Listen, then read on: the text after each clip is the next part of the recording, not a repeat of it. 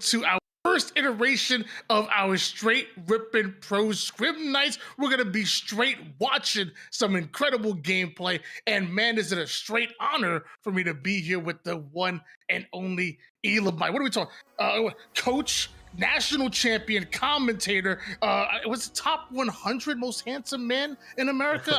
I forget. Kyle, how are you today, brother? I'm most excellent, Tony. Thank you so much. Always an honor. You, in fact, are the man, not me. You are the man. You're the national treasure. Man, it's gonna be fun. It's gonna be a good time here. You already got your, I see you already got your Straight Rippin' hoodie already ready. And man, we got a banger of a series for you guys. I mean, we're talking about a professional scrim. Obviously, you know, it's not gonna be tournament gameplay, but I will say, little bit on the line, Straight Rippin', kind of giving a little bit of something in these boys' pockets, whoever is able to win the scrim. But we are going to see them maybe open up their playbook a little bit, try some stuff that we haven't got to see them do before, and get ready for DreamHack qualifier, get ready for Atlanta, which is right around the corner. And we're talking about the best of the best. Kyle, let them know who we're watching today. None other than Shopify Rebellion versus Luminon Gaming. And this is a series where, leading up to Birmingham, we had a lot of hype. Obviously, Shopify, we've got a lot to, or they've got nothing to prove, but essentially everything rests on their shoulders. The team to beat, they've been the team to beat for a while now, of course. Luminon, I'd say they had a lot of hype going into Birmingham. Probably the most hyped team with the potential to really make a run and see what they could do on land against Rebellion. But of course, through, you know, especially for them, a pretty devastating Game 5 loss in Birmingham, which could have gone any other way. And that series could have looked way different. You know, always coming off from an off season into the first tournament, you never really know what to expect. Generally, a lot of times with these seasons, especially coming off of a downtrend, I'd say, you know, the first year with that HCS, you're going to be expecting, not as much hype essentially around it. But I think between then and now and the changes we're seeing is like now we're starting to see some real kind of hype and some talk around these teams, and the rosters start to fall out in a way where I think we're going to see kind of more competition here.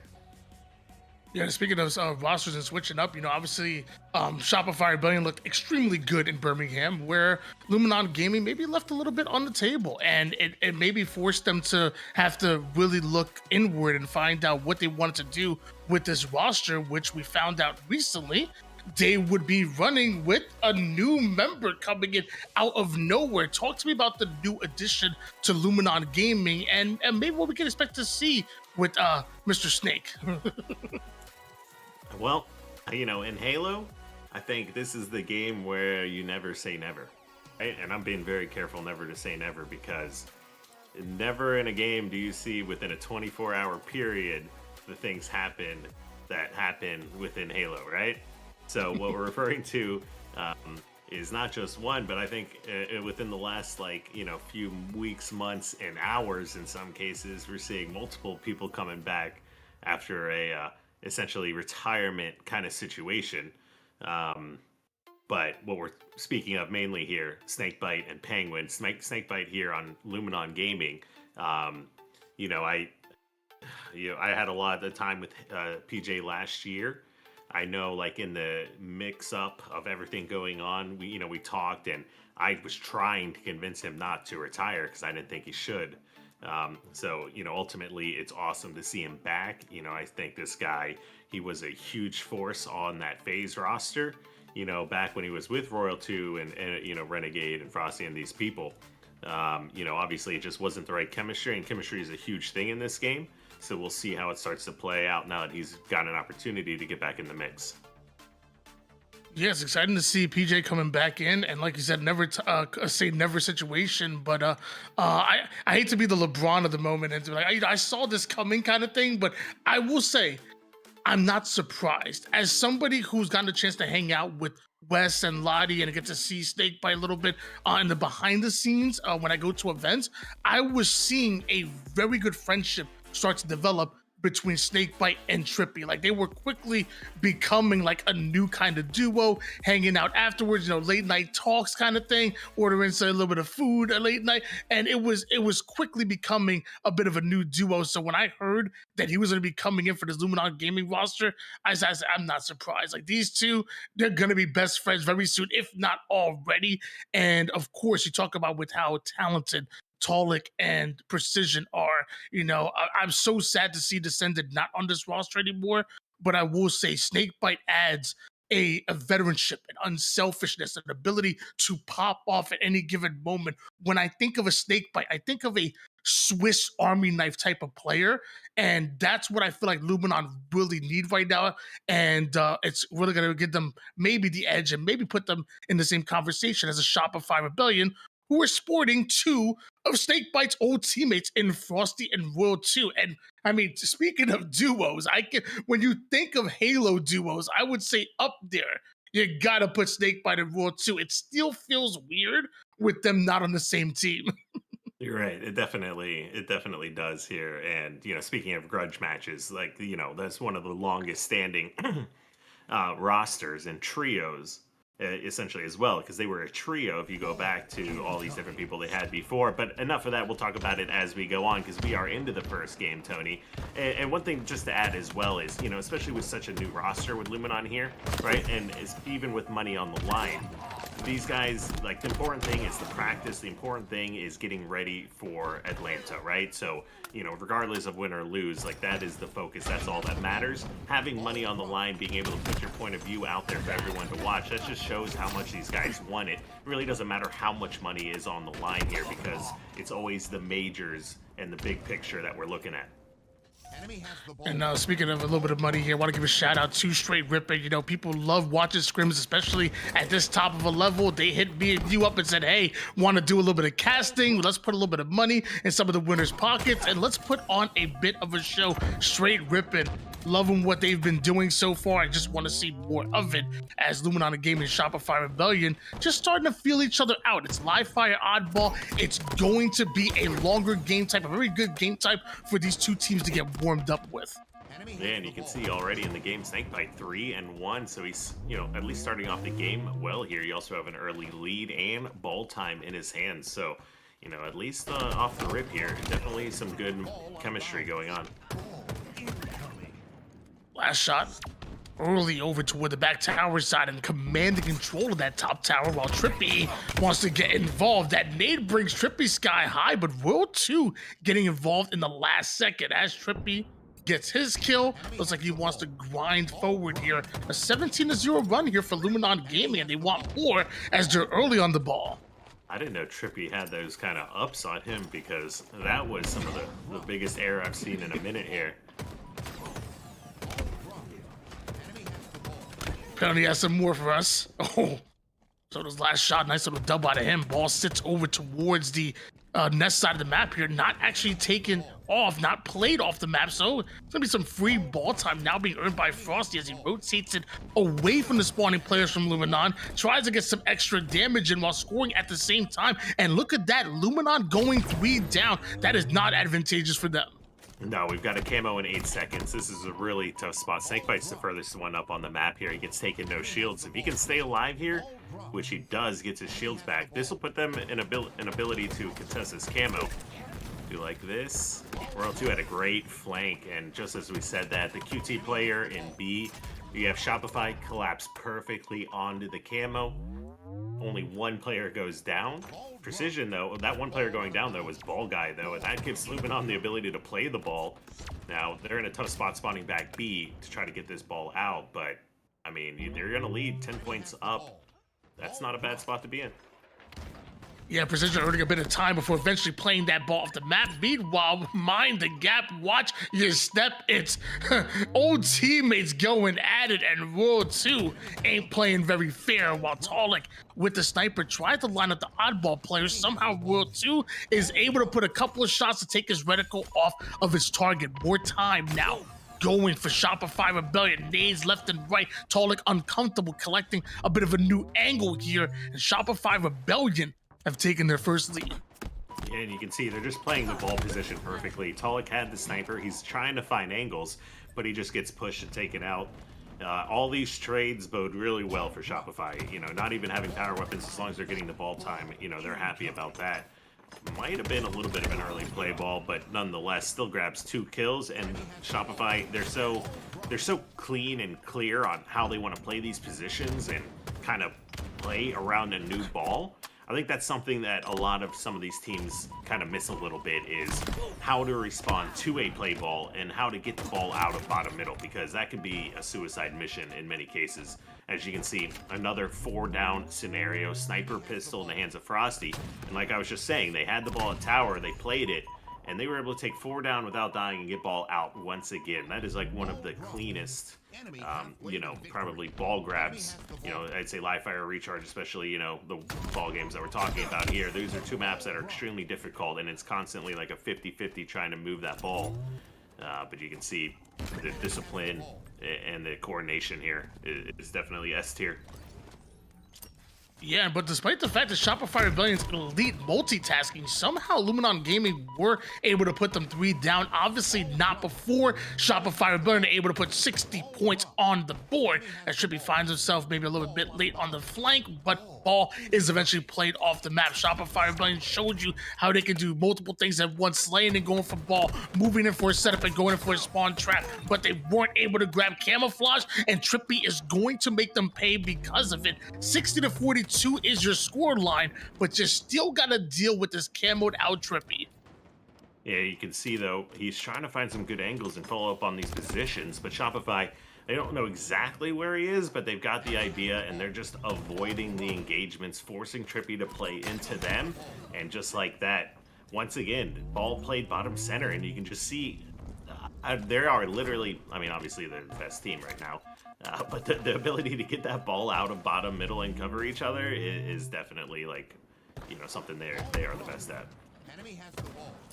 78-42 lead as Shopify Rebellion move into their 4th quarter.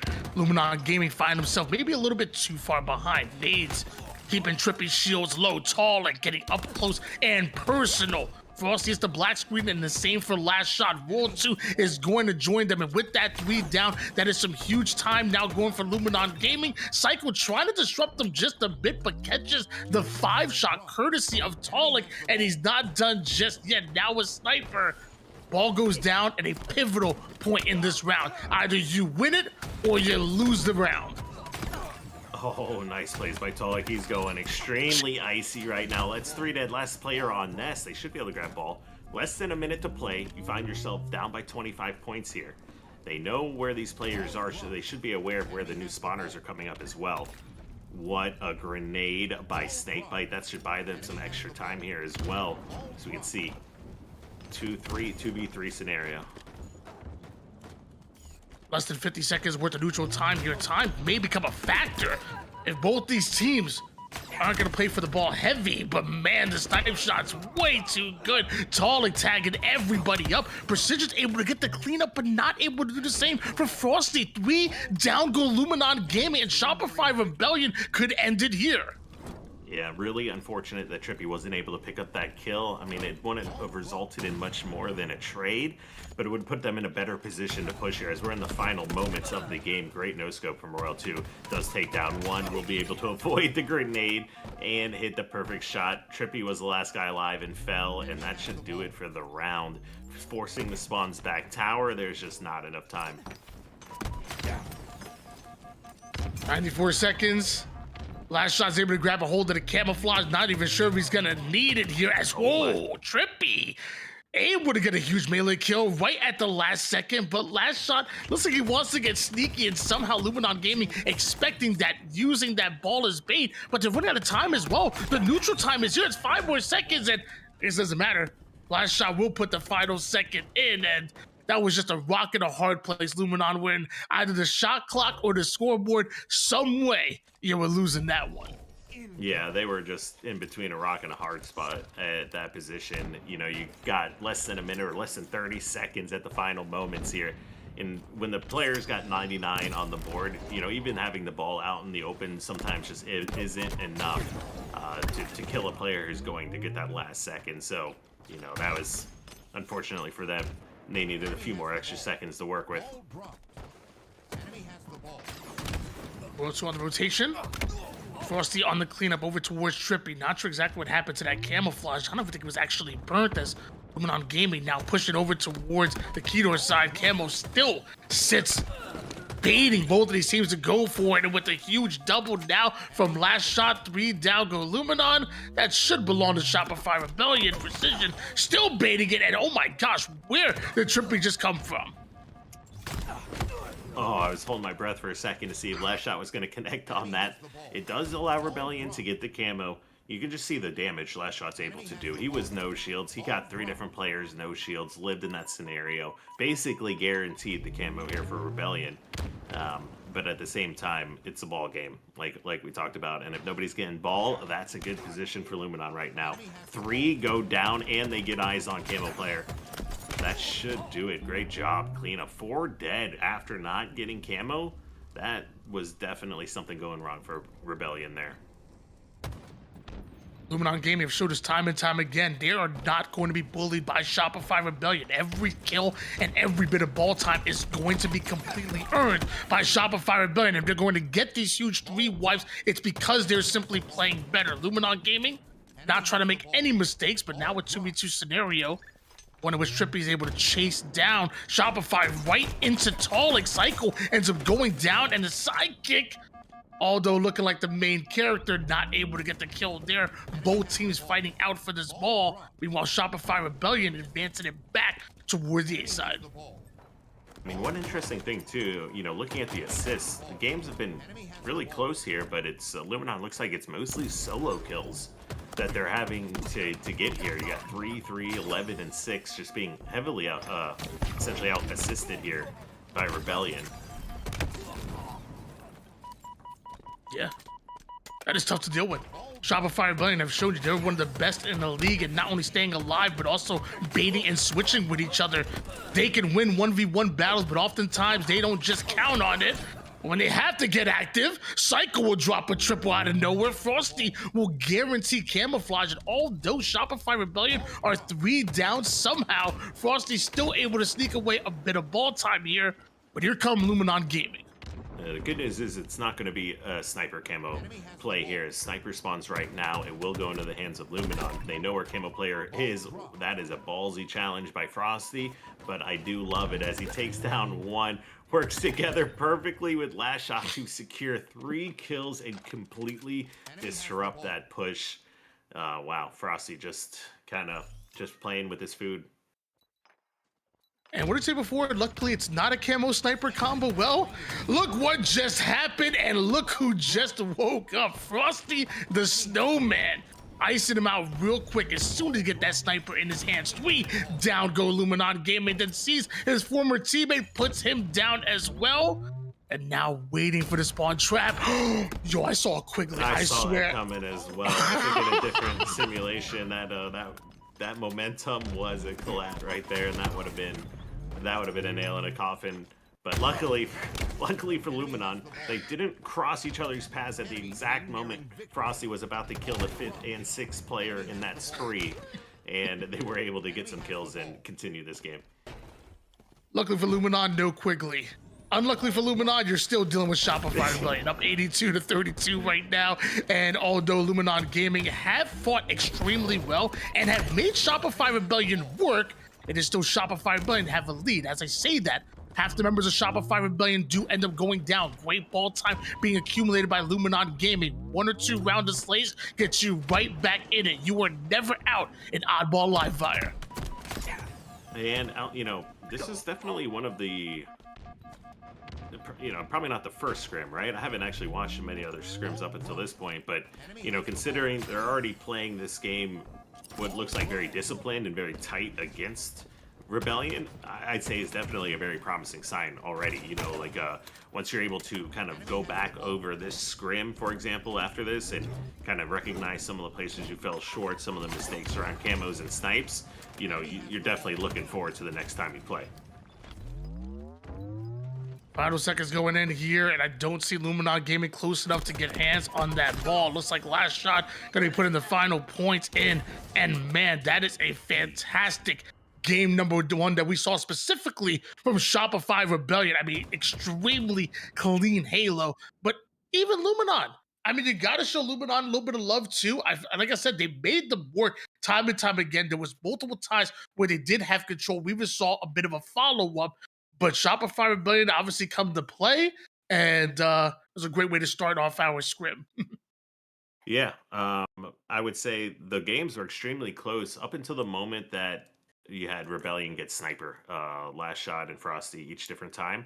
They were able to really just kind of tie the game or close out the game, start building up those 30, 40-second point leads. And that was essentially just the difference in each point. I think it was maybe halfway through each round, the second, third sniper spawn, that they were able to make that happen. And then, of course, like we talked about, wasn't a very long sniper camo, but it was just the amount of sniper camo that they needed, like that 3 seconds to get 1 or 2 shots or 2 players, no shields. That completely defeats any kind of a push and resets the map. Yeah, no, I'm trying to think of like what are the key things that we saw in that game mode. I guess number 1, Snakebite demanded a lot of attention. I mean, obviously he's coming back in. He didn't compete at Birmingham. He's back with his Luminon Gaming roster. Again, not a bad game by him whatsoever, but obviously not a win for Luminon Gaming in that game number 1. On top of that, again, just clean Halo. Like you said, you talked about it, grabbing hold of resources and taking advantage of it, the baiting and switching, the almost quickly that we saw. I mean, we saw Shopify Rebellion just simply play Shopify Rebellion Halo. Luminon Gaming, I will say, from what I saw against most teams, if they play like what we just saw, they're beating most teams. I mean, they're shooting, they're hitting shots. I mean, we saw moments where they're able to get kills and the follow-ups as well, hitting spawns and putting them not only 4 down, but, 6, 7 kill sprees. But it's just against Shopify Rebellion. They're on another level, it feels like. We talked about it during the game, but not afterwards. I think a big part of Shopify's success on that map is they're so quick to play the ball, which we talked, or you can almost argue, oh, you're playing it early, or you could get some extra time. But when you watch them play the ball, get four dead, move the ball out, and essentially, they're doing that entire sequence in 10 to 15 seconds with no one dying.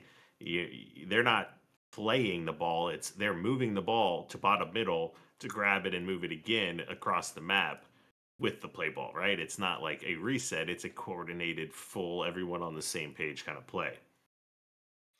And when I think of the best teams that we've seen in the world, I mean, and throughout Halo Infinite, even teams that you've coached as well, I've seen SSG rosters do the same thing. We've seen Shopify Rebellion rosters do it, even Optic Gaming's.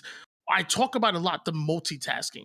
It's thinking one, two, three steps ahead of it. You kind of alluded to that, but as well with how they played the ball and going for a new one. But I feel like it's even more than that. It's playing the ball and slaying at the same time. I feel like that must take so much trust within your teammates in order to do something, do that, to go in for a setup, but also be thinking, where's the enemy team spawning and how can I influence that? How can I continue to put pressure even as we're starting to move into our own setup, our own defensive stance? I feel like the best teams that we've seen in Halo Infinite, they're always playing the chess game. They're always multitasking and doing multiple steps where other teams are just worried about how do I get this kill into three down.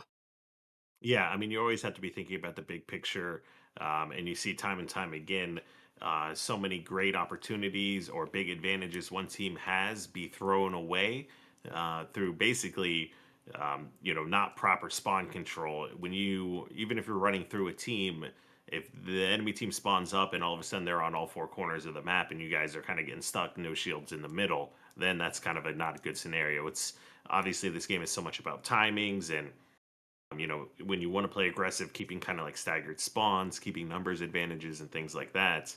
But it's a double-edged sword in many cases, and it takes coordination both defensively when that's happening to you, and then of course if you get those opportunities where you have it a big advantage, like how big of a lead can you build from that? And a lot of times it's kind of a back and forth chess match just like that.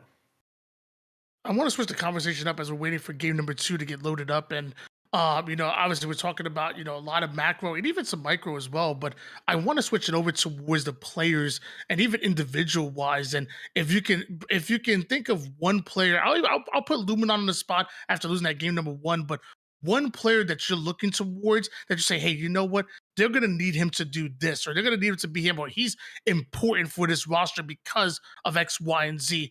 Why don't you let me know one player on Luminon Gaming and why should we keep an eye out on him? Who? Well, I mean, if you're going up against Rebellion, it's you've got to have all four players kind of frying. I'd say there you can't have just one player. I think very rarely will you see one player be able to just take over a game. Especially against that team. I would say what I'm most interested in today and around this team is kind of what we're seeing from Snakebite, and how he kind of fits into the role. He's a very unique player, very one of a kind player in both his work ethic and then of course his play style as well. So I think he's like you said, a Swiss Army knife who can fit many roles, whether or not he needs to kind of like IGL a scenario, or if he needs to kind of take more of a back seat, I guess. Um, so I'm sure with this being very early on, these guys are going their hardest, they're trying to win. But when you're coming into something that's already pre-existing or pre-built, that's found success, you got to find where you fit in. I will say, I was excited to see Snakebite early on this year, and I was actually upset about the whole retirement announcement. I guess the mini retirement, mainly because I feel like in a lot of the rosters iterations that Snakebite has been a part of, he's oftentimes had to sacrifice in different roles and allow his teammates to shine and play maybe a little bit more to an objective role or play a little bit more of a less flashy role when it comes to the stat sheet. But I felt like late last year we saw him just like when they needed to him in the Slayers, he popped off. When they needed even objected to be a leading Slayer, when they needed him to be that guy, we saw Snakebite, show that hey, I can still slay out at any given moment. I just happen to be one of the more unselfish players on my team and will allow my teammates to shine and hold the ball for 3 minutes and 16 seconds if I'm needed to. Where a player that I want to see really pop off in the Slays department consistently is Precision. And I know it might be a little bit unfair. I still feel like he's fairly young in Halo. You know, comes over as a Gears of War god, by the way. Comes in Halo, starts off in open bracket, does his thing, shows that he can be one of the best. And throughout his career, he's just made it onto better teams. And I look at where he's at right now, what he was able to do with Envy last year. I love that Envy roster, and I'm still mad they're not still together, to be honest with you. But I will say, Precision with Luminon Gaming, that's one of the guys I'm looking at because I want it to be a consistent Slayer popping off because I know what he can do. We've seen it time and time again. Yeah, Precision, as the name suggests, has done some ridiculous things with these weapons. His sniping, his stalker rifle usage, his ability to take over a game. You know, the Precision Descendant was quickly becoming a duo last year as they were making their runs as well. You know, he definitely going to need him to step up. I'd say, like, generally some of the games they found the most success, he had some big numbers. You know, you pointed out some of the things about Snakebite. I don't remember the exact game as well as I blocked out most of last year, but he did. I remember having like a 20 or a plus 20 something couple Slayer games. Might even been in like a game 5 that was like absolutely wild to even keep them alive. So yeah, you're absolutely right that when, you know, everything's on the line, these guys do know how to step up. That they do, and we're going to need Luminon Gaming to literally do just that, as I believe our second game is about to be on its way soon.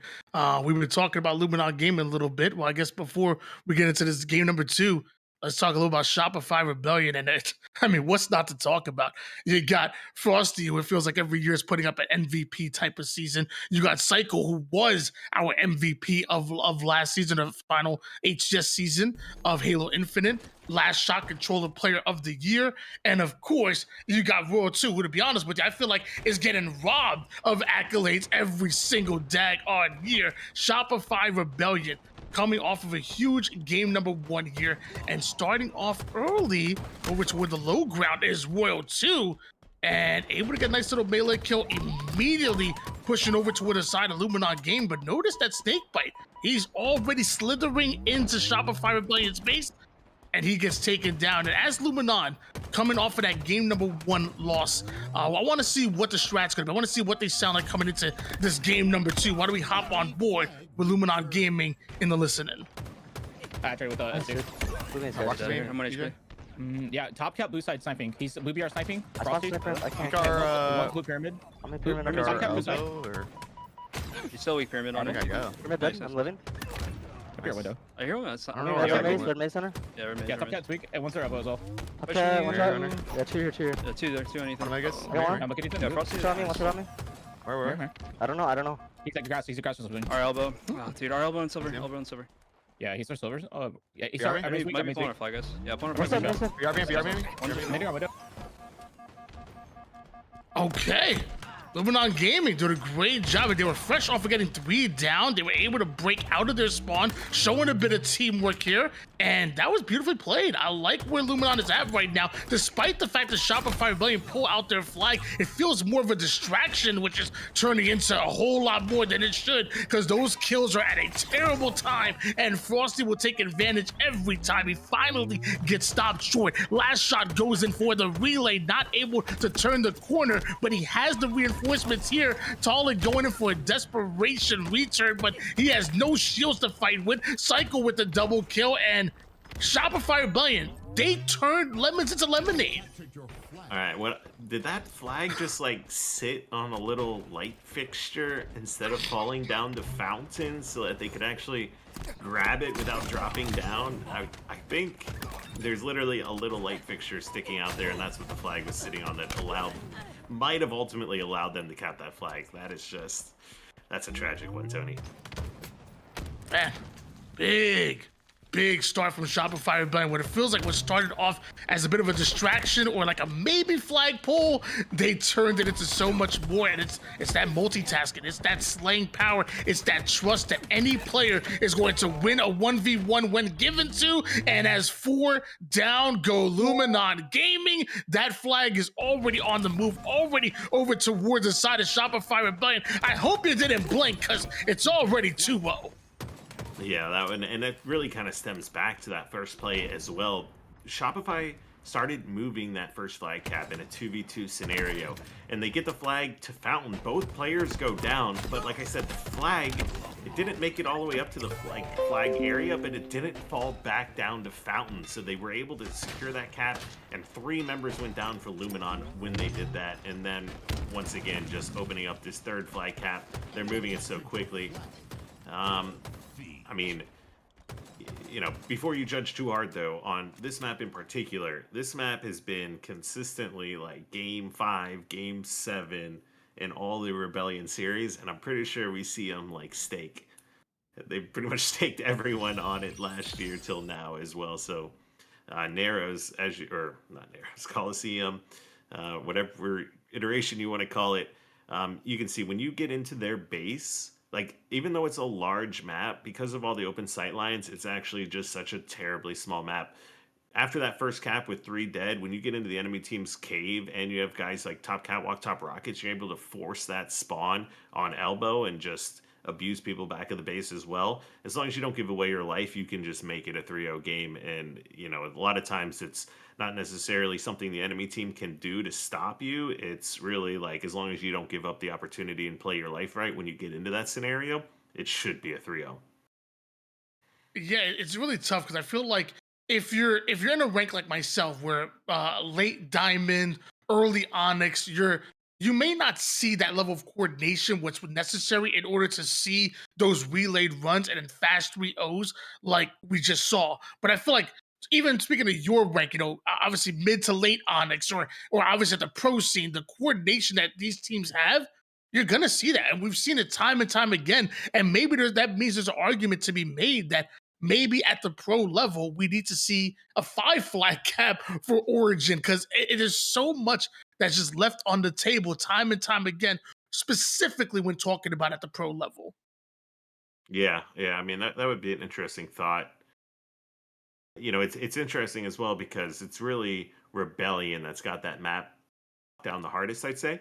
You know, with the 2024 SSG roster, we ran into this scenario where our best game types kept disappearing from the map pool. So maybe that's what we need to see on this Coliseum when we'll see how it evolves. Well, we're going to game number 3, which will most likely be another objective. Actually, you know what? I got a cheat code here. Actually, it looks like King of the Hill on Lattice. And when I think about Lattice, I think about oftentimes Shopify Rebellion. They were I would probably say, the earliest to hop on and figure out, really define the meta on Lattice, and where other teams maybe were a little bit slower to adapt and get used to it. It felt like they really just understood it on almost every game type. Now, things are a little bit different. Now, only King of the Hill. And meanwhile, you know what? I guess Shopify Rebellion ain't the only winners that we got here, because I'm seeing Spy and Ryan dropping a 3-month sub. I'm seeing Daybach drop a little bit of sub action too. Okay, I see y'all. We got some more winners in the chat. Join Shopify Rebellion, hopefully soon Luminon Gaming, as they look to get on the board. So far, 0-2, but we know the potential of this Luminon Gaming roster. Couple warm-up games, a couple bad game types, and then the real series will begin. I think it begins right here now, Tony. As we see Snakebite with that sniper and QT in his hands. We'll see how we can put this one to work.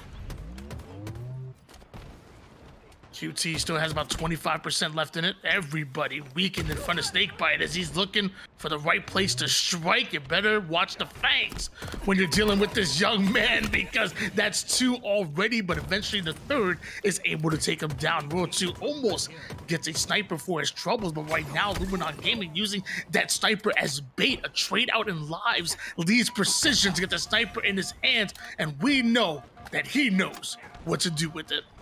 Right, and you know that I know that you know he's about to go off with this right now. So as he jumps up, he's looking for angles. Nice shot by Frosty. He's hiding the head. He doesn't even want to give the opportunity. He just wants to milk as much time as possible. They'll get a little bit more than halfway on this hill. And nice job of avoiding these snipes with precision. He still does find the headshot. With 2 dead, they should be able to pinpoint where these spawners are coming. With an early body shot like this is going to be a lot of time on the clock. Frosty does get a kill, which is going to be very good for them. They're going to have one opportunity to break this. Less than 10 seconds to cap this hill. What will Precision do here with this last bullet and snipe? Oh my. And that's what he'll do with it. Gosh. That's what he'll do with it indeed. Last shot, gonna find out the hard way. As all the Luminon Gaming do end up going 3 down, and Shopify Rebellion able to get him out of that hill right before they take it. Roll 2 with a huge back smack. And you said it before, never say never. Well, Shopify Rebellion could steal this one away. And this is not Luminon Gaming's hill just yet. Yeah, with Snakebite being down, though, this is going to be a tough push. Once again, a couple seconds to cap. Hill player does fall, make that 2, but Snakebite, last guy alive. He should not be able to stop this, I'd imagine, as he finds 1, but with just 2 seconds to cap. It's got to be some great nades to do anything here. Going to be just a half second late. And what another devastating hill, Tony. With Precision hitting that no-scope, you thought they might be able to lock that in. But I think maybe if he kind of maybe helped contest the hill a little bit more, they would have just gotten that one right off the get-go. Highly unfortunate for Luminon Gaming, especially considering that they started off this Scrim series 0-2, and any momentum they were starting to gain right there was just kind of sucked right out of the room by Shopify Rebellion. But man, huge nade out of Snakebite. He ends up falling from the heavens going for his 3rd, and that's 3 consecutive kills now coming in from young PJ, while Luminon Gaming continue to score. Slapping Cakes just drops 5 gifted in the chat. Just non-stop popping off everywhere. Slapping Cakes popping off. Trippy popping off. And it looks like Luminon, they're not happy about how that hill just went. They knew that one was supposed to be theirs, and they answered right back with a 100-0 hill. Sniper in the hands of Trippy, like we said, over here in blue. He's watching the spawns, getting pushed on by the last player alive. Does connect with a body shot. He had the thrust, but isn't able to secure the kill. If they clean Frost, yep, that's good. That's actually a little bit of a staggered death here. So in a scenario like that, should allow them to get at least a quarter of the hill. Brings that snipe over toward the mid side. Body shot connects right onto World 2, turns it into a 2-piece almost immediate. Last shot is able to get the clean up, but Snakebite is right back on him, and Frosty using that height advantage to go after his former teammate. He's just trading out lives left and right. But while that happens, Shopify Rebellion have put about 25% of this hill already, and Frosty is eating grenades and now eating the competition the same. 3 down goes Shopify Rebellion, and you know what? Might as well give him a sniper, as if Frosty didn't have enough. Yeah, you can see 3 members of Luminon coming off spawn in red. Hill's pretty close to being capped. Trippy does grab a pick, but 2 players go down. Disgusting. Just absolutely disgusting. 2-1 lead here, started by Shopify Rebellion. We're going over towards this middle hill, and if there's any saving grace for this Luminon Gaming roster is that these hills have been captured a lot faster than we normally see on Lattice. Normally going towards this middle hill, we see a lot more time drained off the clock, especially with that first hill. So 3 minutes and 23 seconds. It's going to be very tough to grab this next hill with this centralized position, but maybe that's what Luminon Gaming need. They need to slow the game down and maybe chip away at this hill to tie things up. Yeah, like a lot of time on the clock, like you said. Those are 2 or 3 now. Extremely efficient hills from both teams. Even though the first one was extremely close, there was hardly any clock or time off the clock wasted. Both next hills going 100-0. Rarely do we see a game with like this much time. We're probably going to go the distance here. I mean, the benefit to Rebellion, if they can control blue, there's no pressure on this hill having the lead already. They can take their time. Last shot probably thought he got the kill, but ends up using Repulse a little bit early. That's going to open up the map, at least hopefully a little bit, for Luminon to push around the outside. Most of the time on Vacancy like this, it's constantly a fight, a back and forth fight, kind of 50-50, but you want to, at the end of the day, you want to like kind of flip the spawns. You get the reinforcements and the spawns where you want them. So top mid hill like this, you're definitely looking or leaning towards in blue. You're probably leaning towards in blue almost all the time, except for if the hill's in red. And as about over a minute so far since this hill started, I'm seeing over 50% done in Shopify Rebellion. Luminon Gaming not even on the board as far as progression towards this hill. It feels like Shopify Rebellion have prioritized locking down the map and then playing towards the hill, which is denying so much time for Luminon Gaming. By the time Shopify Rebellion are in, Luminon Gaming don't have the bodies in order to try to fight them, don't have the bodies in order to try to get them out. But I will say a little 3-2-1 action like I watched in Apex right there. They made sure that by the moment they shot last shot, it wasn't with just one bandit, it was with 2 or 3. I like that. Yeah, that's what you would call a melt, as he kind of just instantly popped with 3 different players shooting at you. Nothing you can do in that scenario, and that gives Precision the sniper rifle. Ooh, that's a nice pick. I mean, they're already halfway here. 20 seconds left to cap this. It's only one more round of slays in this scenario. Like, if they get one more pick here, this could be their hill. I always say, man, with Precision's accuracy and the way he utilizes cover, he reminds me, especially from the Gears of War days, I feel like that's where he probably gets it from. He reminds me of a young Snipe Down, really. I love the way that he actually approaches the game, and although not winning just yet, still a bright future for both Precision and Luminon Gaming.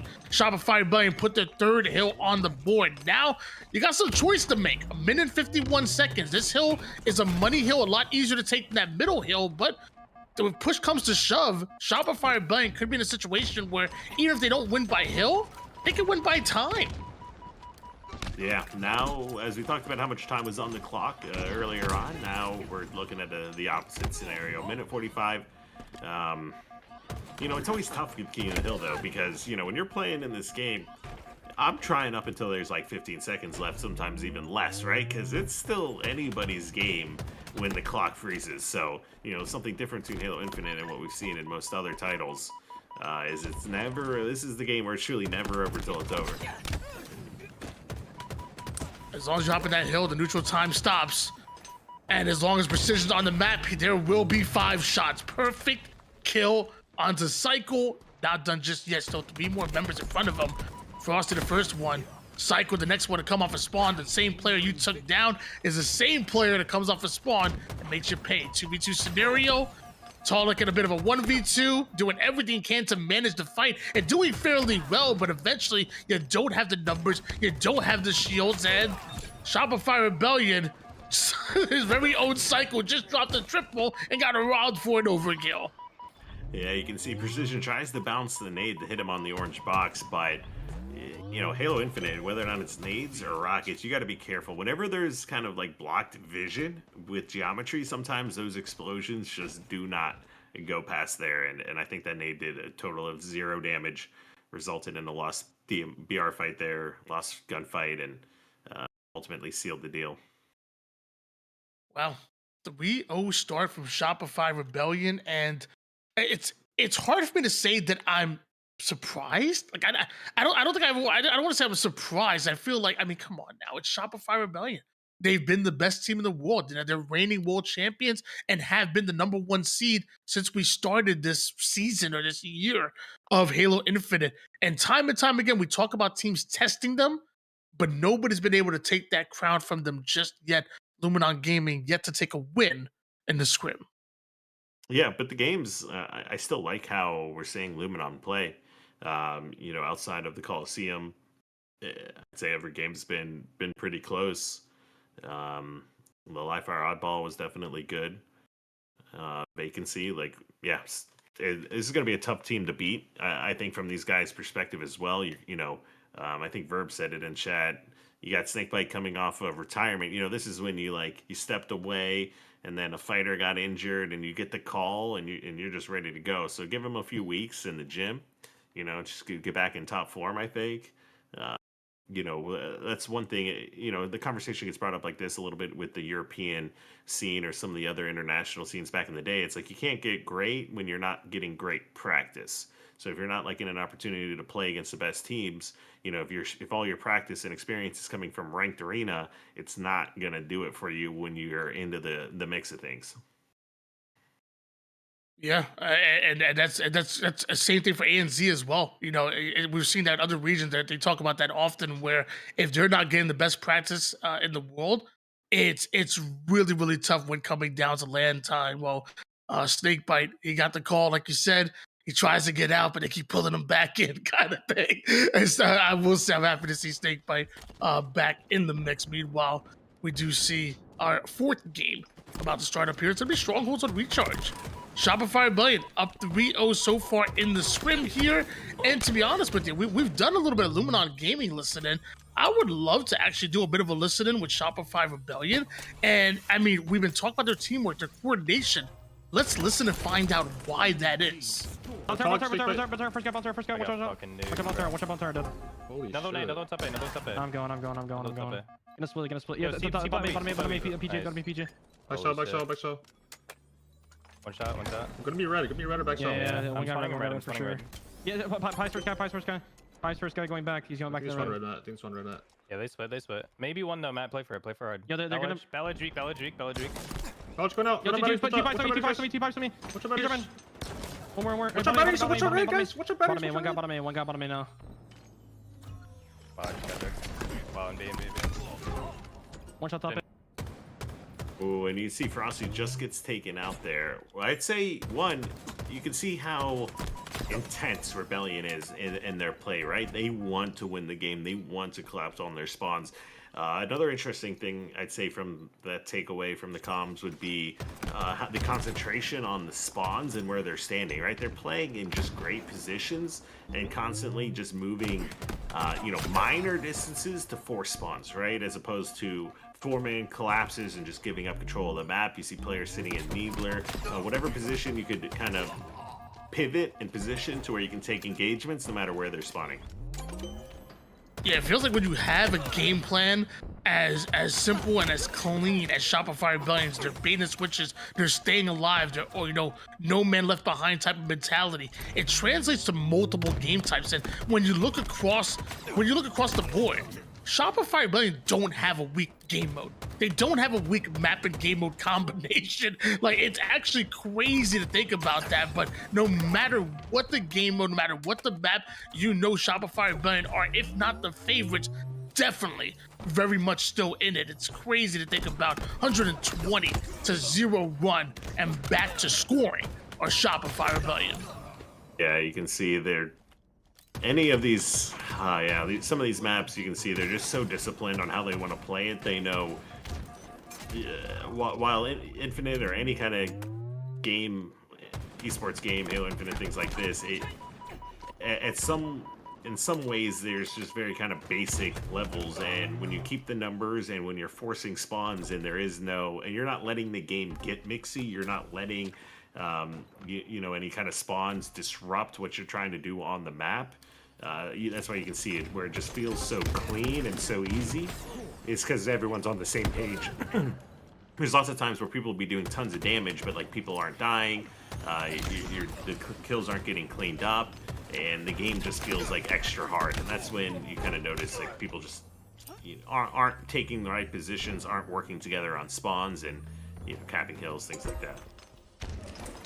We're going to see what Luminon Gaming can throw at him, because what feels like a 4v5 at times when dealing with a Shopify Rebellion, Luminon Gaming have to figure out a game plan. They have to figure out how they're going to counter this. And maybe it starts with a nice little push from Snakebite over toward the A side. Knows that player is one shot, has some teammates now he wants to try to work with. Speaking of multitasking, we see multi-targeting coming out of Snakebite, but as Frosty takes down Precision, Snakebite has to momentarily retreat and then attack and when the time is right. This is what you need. Bravo now changes hands and looks like Snakebite now working on Charlie. Yeah, you can see they're looking for a setup here. If they can get any kind of control. Oh, that one hurts a little bit. No way does he just walk away with two there. That one hurts bad. They were almost in a position to get a triple cap, which would have done wonders for them to try to get back into this game. But somehow Last Shot walks away with two. Last Shot pushes out of, I guess, sneaky ledge into those C steps and was able to just pivot and get Snakebite into a 1v1. So it kind of goes back to just a little bit not being on the same page there. They were able to just kill Last Shot and then focus on like a gold collapse. This would look entirely different here, but they got caught capping C and A and B just all over the map, and just great play by Last Shot, essentially. Sometimes you get caught with your hand in the cookie jar, and we saw literally just that, and we continue. See Shopify Rebellion slaying out as every single kill that goes their way, they're not dropping lives whatsoever. A 4v2 ends up turning into a 3v1, and somehow Shopify Rebellion always have the numbers and have over a 200-point lead in the Strongholds. This is bad. Yeah, especially with camo in the hands of Cycle.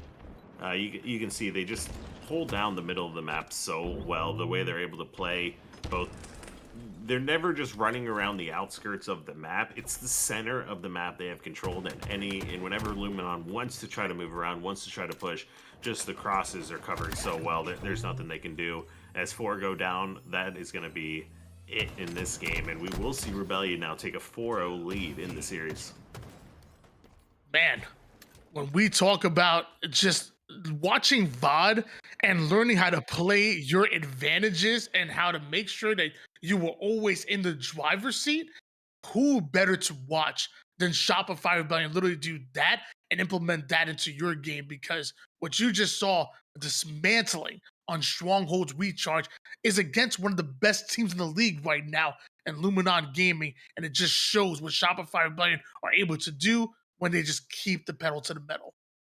Yeah, I think what we're seeing from Luminon is every time they did have the opportunity, they were trying to take just a little bit too much space on the map. And against Rebellion, you get punished really hard for that. Anytime Rebellion's able to get the gold and they have how many times did they have a sniper player sitting in the Needler? Half the time he had camo as well. We saw Frosty doing it. We saw Cycle doing it. When you're sitting there and you got a player in A and a player top gold on your teams, and they're all coming off spawn C plat, like, that's just shooting fish in a barrel at that point. And all those players coming off C plat are running, from a dangerous, or from the frying pan into the fire, because as soon as they go long haul or back into control, you've got the players collapsing. These guys are definitely holding their back buttons. They're watching for when these players are spawning, in the comms and the listening, like we talked about. I think the timing might be a little off between what I'm seeing and the comms, but I'm pretty sure Frosty's calling out people weak that he hadn't even shot yet, because he knows he's going to hit the shot and he wants to collapse on it. Like, I'm pretty sure he's doing that, because I would even do the same thing. It'd be like calling weak. I'm not like an ogre, one of the ogres who's like one shot when you shoot him once. But if you know you're going to shoot him a couple times, you can call it out early and go from there. So I think that's what he was doing as well when he had the shock rifle too. So definitely just goes to show how confident he is in both his teammates, his own self, his comms, and kind of how a scenario on the map is going to play. Yeah, and I'm happy you talked about, that AB setup when they were kind of spawn trapping them over toward the long haul on the seaside. Because I feel like one thing I heard in the listening is just like how quick the teams are to decipher information. Like, even the lack of knowledge is knowledge itself. Like, if your angle is watching long haul side and you're like, there's nobody pushing long haul, well, that player's calling out, they're all pushing the opposite side. Like, even the lack of not seeing somebody somewhere at the professional level is knowledge in itself, and being able to communicate that effectively and efficiently, it's beautiful. It's something that I don't get in my matchmaking games. And obviously, you've probably watched it a ton in your coaching days here. Oh my gosh, what a nice little play by Trippy. But it's something that I just don't get at a lower level rank. Right, exactly. Like you said, pointing out that the lack of information, or the lack of any players being in a location, does result in information in and of itself on other areas of the map or potential information. So something that all these guys are always thinking about, especially around the spawns. Pinpointing that example further, I think you could hear Frosty in the listening as well talk about split spawns. I think they're splitting. One might have split because they know the danger of trying to play the middle of the map, trying to play the whole map, and having 3 players spawn in front of you and 1 behind you. Well, ladies and gentlemen, Aquarius capture the flag is where we're at right now, and And again, we're going to see that same communication, that same coordination, but this time going away at Luminon Gaming. Starting the flag over from util to util, relaying it forward, and then trying to play for the extra damage, the extra slays. What you want to see from Luminon Gaming. Somehow still, Shopify Rebellion able to get the edge off on him just a bit, leading to a return. And now defense may turn to offense, because last shot, he's not turning back. He's only moving forward. Yeah, you can see, especially maps like Aquarius, you definitely got a lot of times where two teams are just like throwing the kitchen sink at each other, and eventually one of them gets through into the other team's base. And as long as you're able to play the map from like the enemy team's base and you're not kind of trapped in your own base, that's where you are going to result in getting flag caps and just, you know, winning the game. The biggest part of that, obviously, just being trying to move the flag and getting 4 down when you're still trapped in your base just doesn't result in most likely just a 50-50 on the map again, as opposed to too much of an advantage. Switch gears over towards World 2, makes his way toward the bottom mid-side. Trippy not having any part of that. Big kill out of him and some extra damage on top of that. As Luminon Gaming start to get these kills under their belt, they start to take some map control, almost immediately dominating the 50% portion of the map, commanding the camouflage. 3 down, go Shopify Rebellion. This is the best we've seen Luminon Gaming look in quite some time. Yeah, you can see they've been neck and neck all the way through this game. I think this is their second camo they're grabbing as well, so while it hasn't resulted in a flag cap, they are using it pretty well to their advantage. We'll see if they're able to get kind of map control. Trippy is finally pushing in. That's 3 dead now for Rebellion. Royal 2 is the last player alive. Now they do spawn in util. That one is going to hurt a little bit and pretty much just shut this flag down. Snake Bite gonna fly his way over towards that flag. Him and Last Shot deciding to duke it out, but Psycho getting involved. Big double out of Psycho covering his teammates back. Now right over toward the P2 side. Prediction grenades going down. Last Shot already approaching the utility of Luminon Gaming. Last Shot gets a kill, decides to nade the heck out of Frosty for whatever reason, but I don't question Last Shot nowadays as he continues to put down nades and gonna have to full-on retreat. Sorry, Frosty. You had to go, apparently. He takes out Frosty, and he somehow doesn't die in the base. Picks up another kill now on the Snakebite. Going to maintain control. You got Tolik playing defense. Another player from Luminon in front of the base. Or no, looks like he spawned back in the base here. Last Shot just not going down for the longest of times. And this kind of goes into the scenario that I was just talking about with where you want to play the map. Even though they're not able to get it capped, Last Shot was in their base, in their util. He got like 3 kills, even killed his own teammate. But as long as all the action's going on over there, eventually there's going to be some flag caps coming out of it. And that's what they're looking for.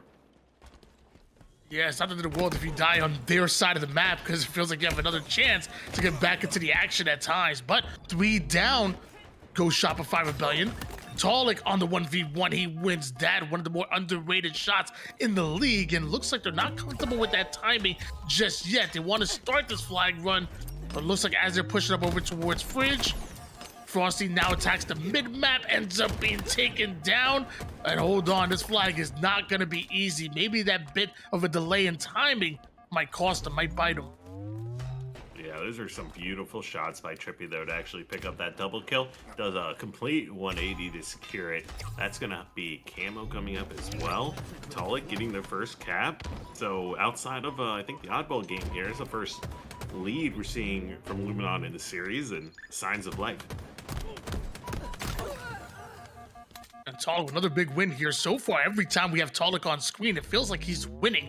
A 1v1, again, has been one of the more underrated slayers that we've had in the scene for a very long time. Happy that he's getting an opportunity on the Luminon Gaming roster, and not happy with the caster's curse that I just put upon him. Trippy is able to get away with camouflage, so things not too bleak for Luminon Gaming as 2 slays go their way, and we should see that flag pulled very soon. Yeah, and that's what is that Trippy's 3rd camo already? So he's just been all over this camo this game. It's definitely helping them out a lot to maintain control. As I say that, though, it's like he may be getting taken out, but does do a nice little juke move. But the communication, the comms here from Rebellion just too clean. They track him down, pick him off bottom center. Flag is out, though, and with 2 dead, this may be looking like a second cap here for Luminon. Yeah, the third one falls. Now the final player alive for Shopify Rebellion is World 2. Snakebite looked like he wants to double back, go for the return. Luckily, his teammate was there to do literally just that. Now punching this second flag cap in, and once again putting Shopify Rebellion further behind the 8-ball. But as I say that, that's Luminon Gaming going 3 down. That's Shopify Rebellion already starting a flag, and before you know it, that flag is already in the base of Shopify Rebellion. A textbook counter cap is what we just saw out of the Rebellion. Yeah, and look at Cycle. The way he's playing his life top middle never goes down there. Tolik, he's getting so much damage on these players, but no one's able to get in a position to clean it up. Oh, that was a pretty lucky cap, I'd say, too. Tolik hit the flag carrier with a nade, but I think he wasn't expecting the pull and didn't get any additional damage down on him when he pulled. And then, of course, like we said, the battle between Tolik and Cycle top middle. Cycle definitely very confident to just be able to stay top center and make sure that flag gets home. We saw another big double out of Tolik right there as well. So far, Luminon Gaming doing a great job of clearing out their base. Whew. No back smack, but luckily enough damage for his teammate to come in for the cleanup. Frosty out of nowhere with the kill. Now goes in after Snakebite using that height advantage, and Trippy, at this point, I think he's spawning with camo with how many times he's able to grab him. Yeah, this is definitely a great game. You can just see how much Luminon is just more comfortable, I'd say, on Aquarius maybe than some of these other maps. It could be partially both, you know, the players' experience themselves, but at the same time, it's Rebellion's ability to dominate some of the other maps as opposed to, you know, these perfectly symmetrical ones where it's more BR and no snipers or anything on it. So, you know, considering Aquarius is one of these more, you know, straight up arena, less power weapon focused maps, and they're able to kind of be in the lead here now 3-1. That's definitely pretty promising. Just want to point out, ladies and gentlemen, Shopify Rebellion are not a weak capture the flag team, but with this scrim, we may have found the bread and butter for Luminon Gaming, especially with Snakebite joining this roster. Capture the flag might be their best game type. This is literally the best we have seen Luminon Gaming look this entire Scrim series. Like, think about how they started off with that big 2-0 start, and even when Shopify Rebellion hit them with a crazy fast counter cap, they didn't waver. They didn't second guess themselves. They just kept to the game plan, and now a 3-1 start, 3 minutes on the clock right now, and you finally have Shopify Rebellion on their back foot. Yeah, we'll see if Rebellion's able to get this turned around here and, you know, continue their undefeated streak in this series, but Luminon is not looking to let that happen. Snakebite's in at 17, and that make that 18-10. Tolik at 20-11. Tolik, he's, you know, as far as one of those kind of like turret players, I'd say, one where they're a little bit further, kind of like sitting back. Not that they don't push, but like I consider him a lot of like Royal 2 kind of style or dimension to his play, where he's extremely good at kind of watching the whole map and, you know, sniping, putting down like a turret kind of damage. Tolik excels, I think, in that as well. Half the kills, I think, came from in his own base, but he's in there just playing perfect defense, fighting the top center players, you know, killing the flag runners, and you can see 22-12, so doing pretty well. Yeah, it feels like at times we can just compare Tolik to like a little mini Royal 2 at times, it feels like. Luminon Gaming, we've been talking about him all game long. A little less than 2 minutes on the clock. Why don't we hop into the comms? What is going on with this Luminon Gaming roster? Let's get a little listen in. Gate control, gate control. We can't move, I'm going up P, Alright. Yeah, what kind of with you? You two work together, I'm going back. We got 3 frost. Our He's really big jump. We got jump bridge. Came with it, yes. Nice, huge. Break on me. I'm dead. Yo, they're big danger. They're all dead. Yeah, I'm blocking car. All dead still. Cycle just spawned. You should be fine. I'm watching the Peter. Probably going on pink. Probably gonna go. Yeah, Already our pink one. Oh wow, I'm not good. Yeah, take the We Peter. gotta say that now. I'm just hiding. He's inside bottom, win it. Yeah, I'm going on pink side. Yeah, we can side. Man, as soon as we went into that listening, we saw a huge cap coming to Shopify Rebellion. But what I didn't hear is any panic. I heard a team that said, okay, look, they got a good run on us. Okay, now what do? Let's attack the mid map, attack from the P side. You two work together. Snake Bite says, I'm gonna double back and make sure I clear out their base. There was no panic or second guessing, only game planning and clear communication. I wish I got that in my matchmaking games. Usually you hear a sigh and somebody quick to blame somebody else. Yeah, normally you don't hear anything until you start losing, and then all the mics come on so people can start complaining. Right, that's the way it goes in Arena. But nonetheless, less than 30 seconds left to play. You can see the flag is out. This would be the tying flag for Rebellion. Luminon, they had a 3-1 lead. Like we said, when Rebellion pulled that second cap, they decided to let it go and just try to play the time. But it looks like that may come back to bite them as 2 more go down, make that 4 dead, and they get another. What? Tony, I'm closing my eyes, Tony. Don't tell me what happens. Wow. I'm not going to tell you what happened, but I am going to say Luminon Gaming doing their best Golden State Warriors impression and blowing a 3-1 lead there. That is tough, but that is Shopify Rebellion you're going up against. Well, you know, we talked about the game never being over till it's over in King of the Hill, in Strongholds. I mean, even in Oddball, when the game never ends, but rarely does it come into conversation around flag. You know, I think in Birmingham, it might have been we saw a cap go in and then it go to overtime as well. So it gets really tricky around the flag cap games, but you know, 3-1 with less than a minute and a flag pull at double or at overtime, yeah, that one hurts for sure. But you know, it's a scrim. I certainly hope they're not getting too upset about it.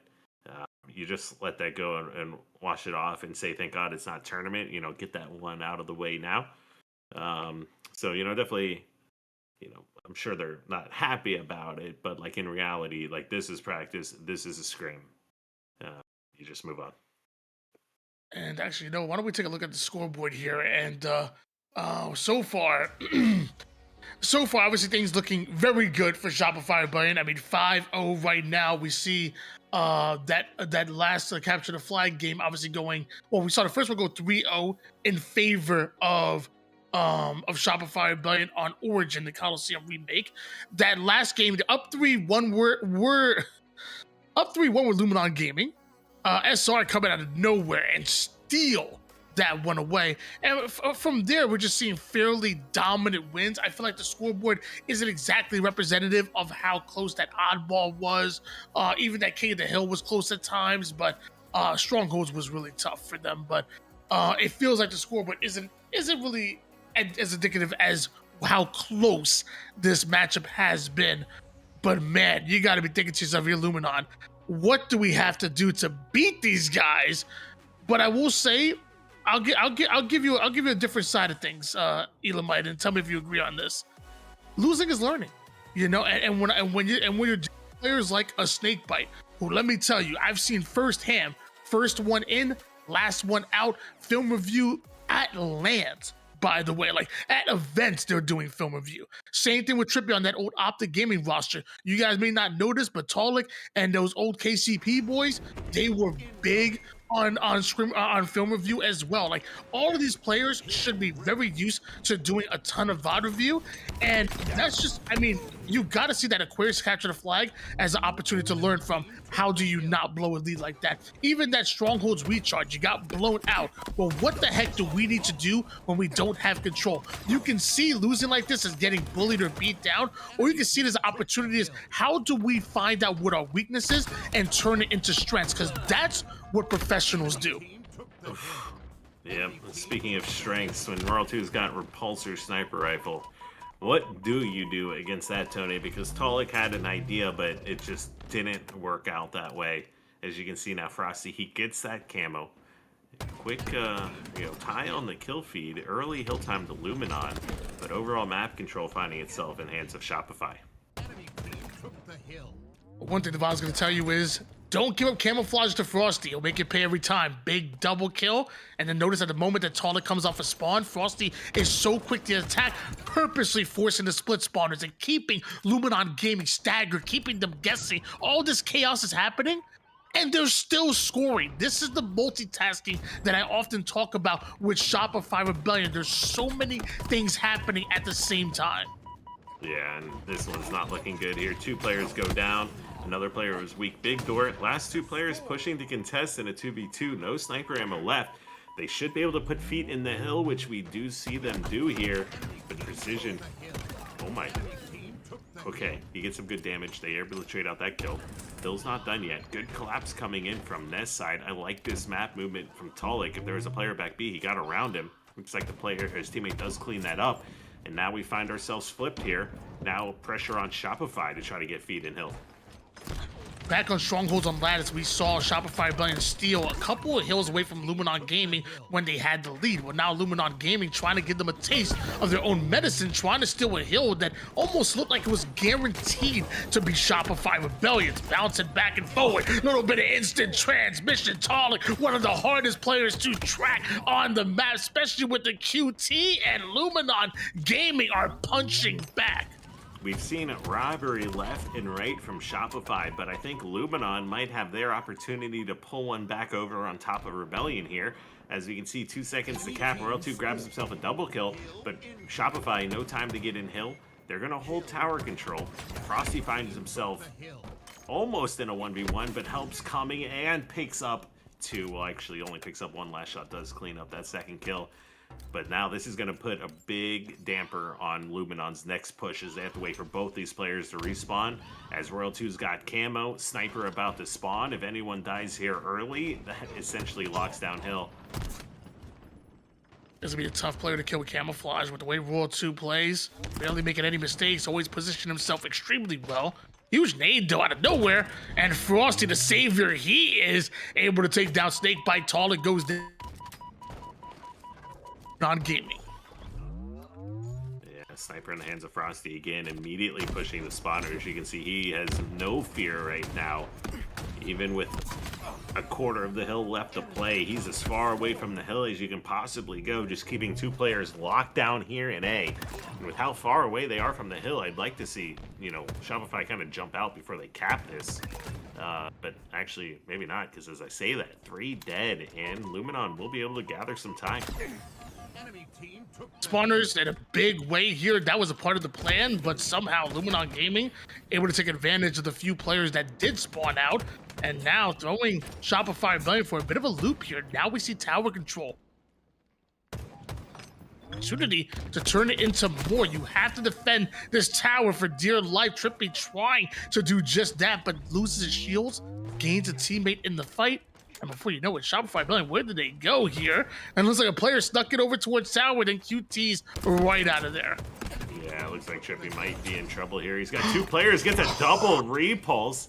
Is able to clean up 1, but unfortunately wasn't in any position to get any of these guys off of the map. New camo in 30 seconds, 5 seconds to cap this hill. Should be looking at a 1-1. Now, Luminon, they are in A already for this new hill, but with camo in 15, this is a hard place to fight out of to try and get this. Frosty trying to infiltrate precision with a double kill. Now Royal 2 going to be the final player alive, and he is in between Luminon Gaming and this camouflage. So interesting position out of Royal 2, despite his team being 3 down. Looks like Luminon Gaming spawning up and getting activated on the fight, but Shopify Rebellion is controlling the right side of where camo comes up. Not sure if we just saw Cycle lose it though. What happened to camouflage? It might have been burned.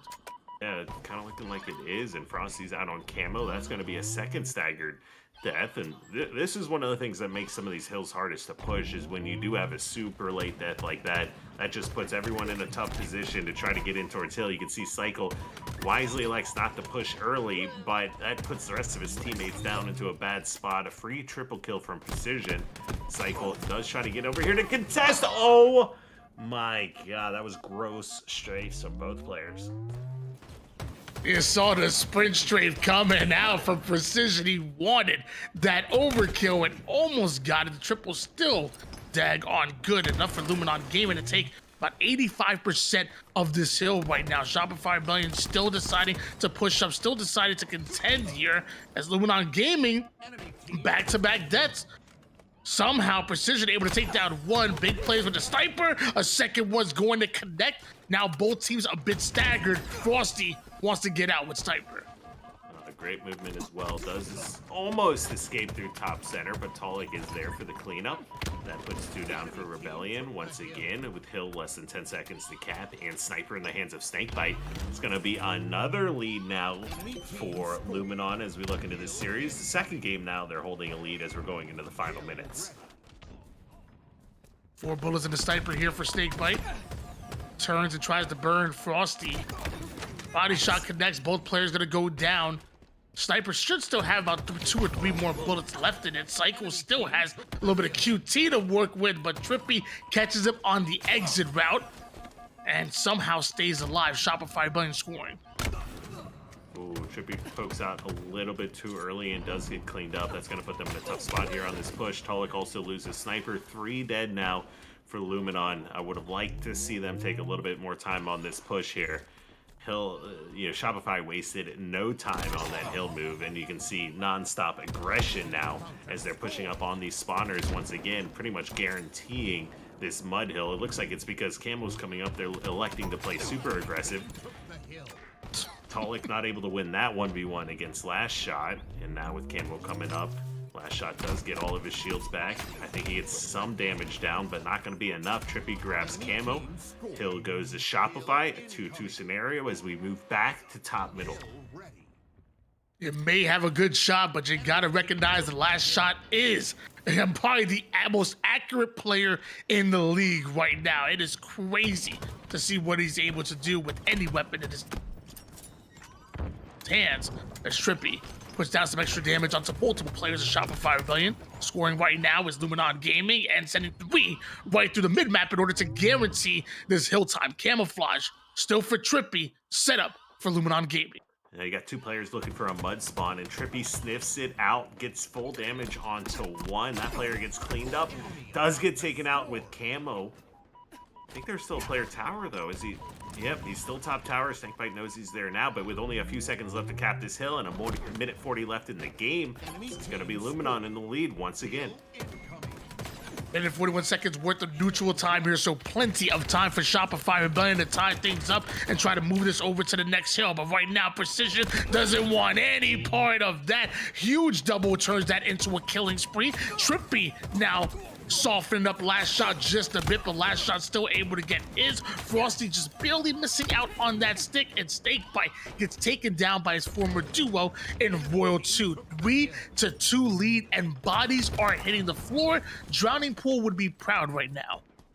Yeah, you can see there's a minute 20 left on the clock. Tolik is not jumping in the hill. They may be electing to play time here.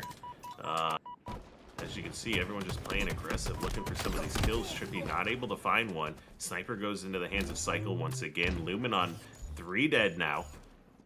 Last player alive was, or it looks like they're all coming off spawn towards Dummies and Camo here. No connections. 3v3 scenario, but feet are still in the hill. They've got about 20 seconds to work with. Okay, this is a pick they need. Make it 2.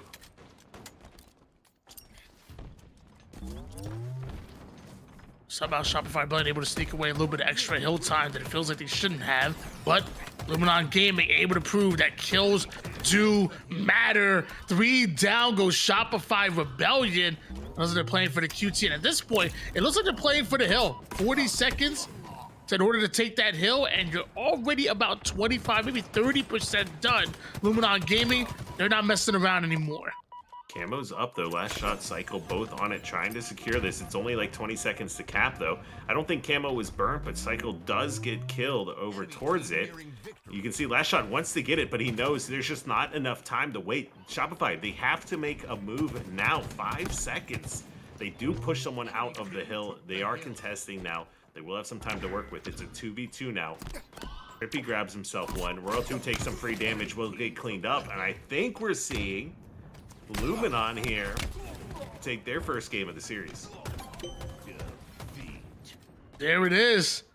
Luminon Gaming have been fighting well so far this scrim, but Shopify Rebellion went 5 in a row on him, including, by the way, absolutely stealing away that Aquarius captured a flag, which feels like should have been Luminon Gaming's first win. Well, Luminon are on the board right now, and not bad. I will say it, King of the Hill, that is definitely a game mode the Shopify Rebellion enjoy seeing, and Luminon Gamer able to take them out on it.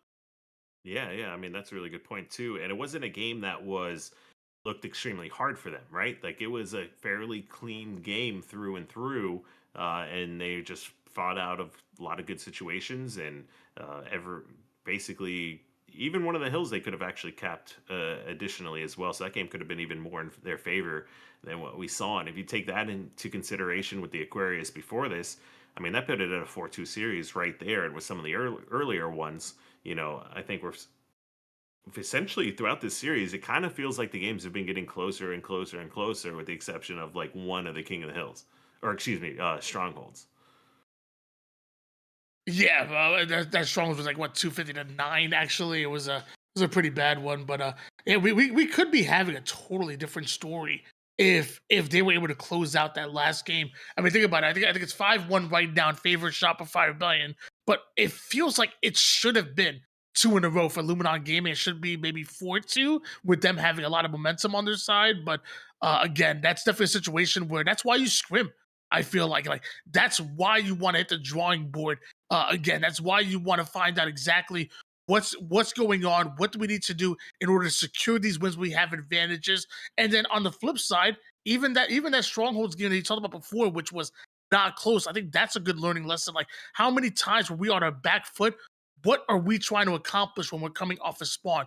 What is our point A to point B to get us out of hell when the team has a spawn trap? So I think there's a lot of learning to be done from this scrimmage so far. And sometimes with those games too, it comes into a scenario where you're like, that was a really weird game. Let's go watch it from their point of view and see what it looks like, because, you know, clearly we're doing something wrong, or they're actually just doing something so right that we need to do that. Let's go see what that is. Well, ladies and gentlemen, against 5-1 right now is the Scrim scoreline. Shopify Rebellion fairly dominant so far in the Scrims, but Luminon Gaming, especially with the last 2 games, have looked absolutely lights out. And why not go back to Lattice, which we know is a map that Luminon Gaming wants to work on. And this time, instead of playing what was King of the Hill, the first time we played on here, we're switching these up to oddball. Yeah, some oddball Lattice here. And it is a good start for Luminon. So another good kind of bow to the start of this game, as we see Sniper in the hands of Talik. You've got Rebellion across the map. The first pick will go onto the hands of Precision. But they've got the ball in blue, and the best benefit of ball in blue is the ability to play that ball, as we've seen done just now here. 3 players in blue. Talik does get melted. Sniper will change hands, but that is 12 points on the board here. A little bit of early time coming in for Luminon Gaming, but allowing World 2 to grab a hold of the Sniper is definitely not a trade-off that I would do for 12 points. As you know, he's going to line you up. Assist now belongs to World 2, and then a quick reposition as he goes right after Talik as well. That's the Lattice bully that you're looking at right now. World 2 with the Sniper. He is scary on this map. Yeah, absolutely is. He's got Sniper over in blue elbow. You can see a good pickup, though, from Luminon. Will take ball out of Rebellion's hands. Talik has to reload in his fight, unfortunately. Won't be able to clean up that kill. But you do have Snakebite coming in, fighting one. Finds himself in a 1v3, though. Proceeds clean up from behind. Trippy able to get his kill, but it takes a whole lot of damage, and because of that, ends up being cleaned up real quick. Frosty now trying to back his way up and stay alive here. Shopify Rebellion continue to score and also build a wall between Luminon Gaming and their ball player. Frosty gets the information, keeping Precision locked down over toward the tower side. Immediately with the target prioritization, switching back and forward. The double kill, then right back to his original target here. Frosty, you madman!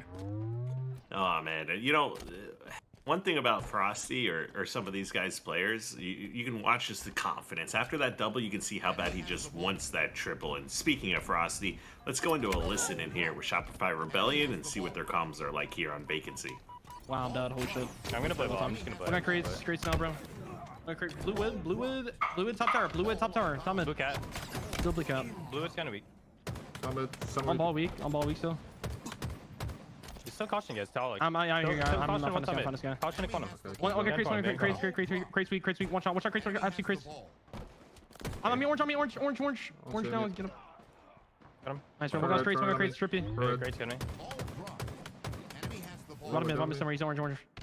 Nice, two dead. On ball. Watch out. Let's go. Nice. Get some target, Bamboo. Yeah, you could have spawned there. Yeah, I'm mapping front blue for you. I can shoot ball. White. There's two. Yeah. Two on me. Sniping blue cat. Bottom blue, I think. Blue pike's out front. I'm sorry, The front. other one's blue cat. Never could blue cat. One shot, blue pipes in. I don't see the Never kill pike. I mean front blue. One shot front. Last get blue. Blue cat. Top blue. Dropping. Front. Shelf, jumping out. Shelf. All right, 33-25 lead here, and Shopify Rebellion still looking as clean as ever on the comms. Every time a call out goes down, you notice there's somebody reacting to it, somebody trying to hop onto it, trying to find at least an angle, if not responding verbally. Last shot with the sniper, quick scope looking great. Guardian Angel medal as he covers his teammate, and with 3 down go Luminon. Ball now in the hands of Shopify Rebellion. You can see last shot, he's been so aware of these spawns over here towards blue. He's been watching for them with the sniper left and right, trying to catch anyone pushing across or anyone trying to go in for a flank. Looks like he starts taking some damage in the back, but with 3 down, no one will be in position to clean that up. Other big chunk of ball time headed over to Rebellion. He just moves with such confidence on the map. Love watching the last shot point of view. Snaps on 1. Quick scope, body shot, connects. 40 points so far for Shopify Rebellion, but this Luminon Gaming to get the ball out of their hands. And now back-to-back kills for Luminon Gaming. This could be some ball time. This could be the lead. Yeah, and I do want to point out as well, if you take a look at the scoreboard, we've got Tolik sitting at 13 kills here, so he's definitely kind of stepping up for them, keeping Rebellion at bay here, keeping now as we see the first lead change of the game as well.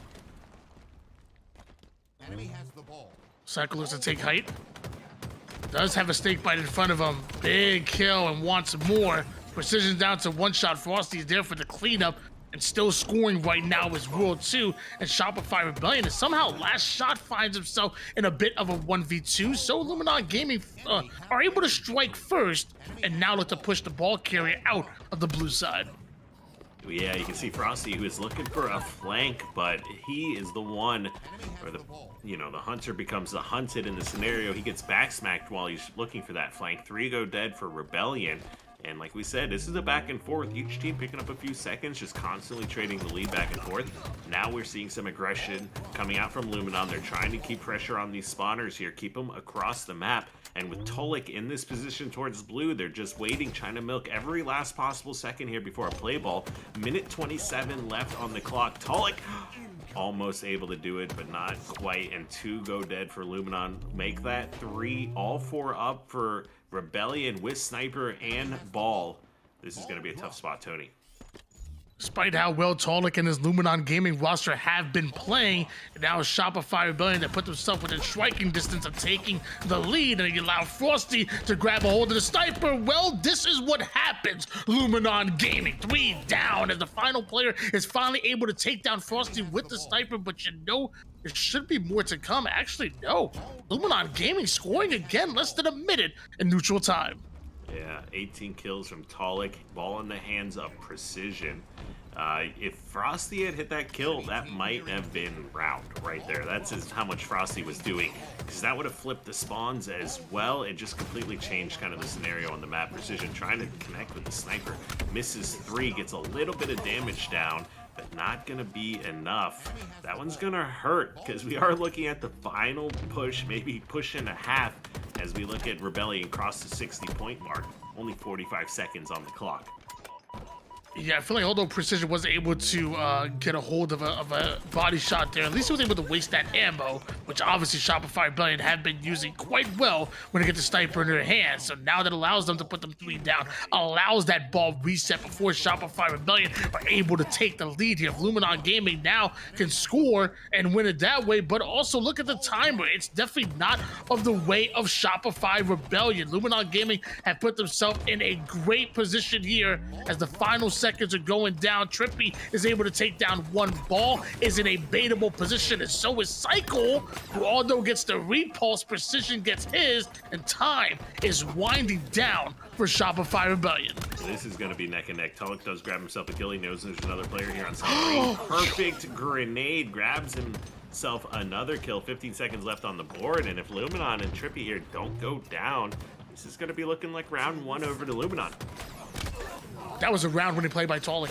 I mean, they were 3 down. He hits the double kill to keep that ball away from Shopify Rebellion. The ball now resets. Final seconds go in. If Tulloch doesn't get that double and he dies, they're 4 down. Shopify Rebellion should be able to win it there. That is huge by big game Tulloch. I'm gonna borrow Trippy's name for a second.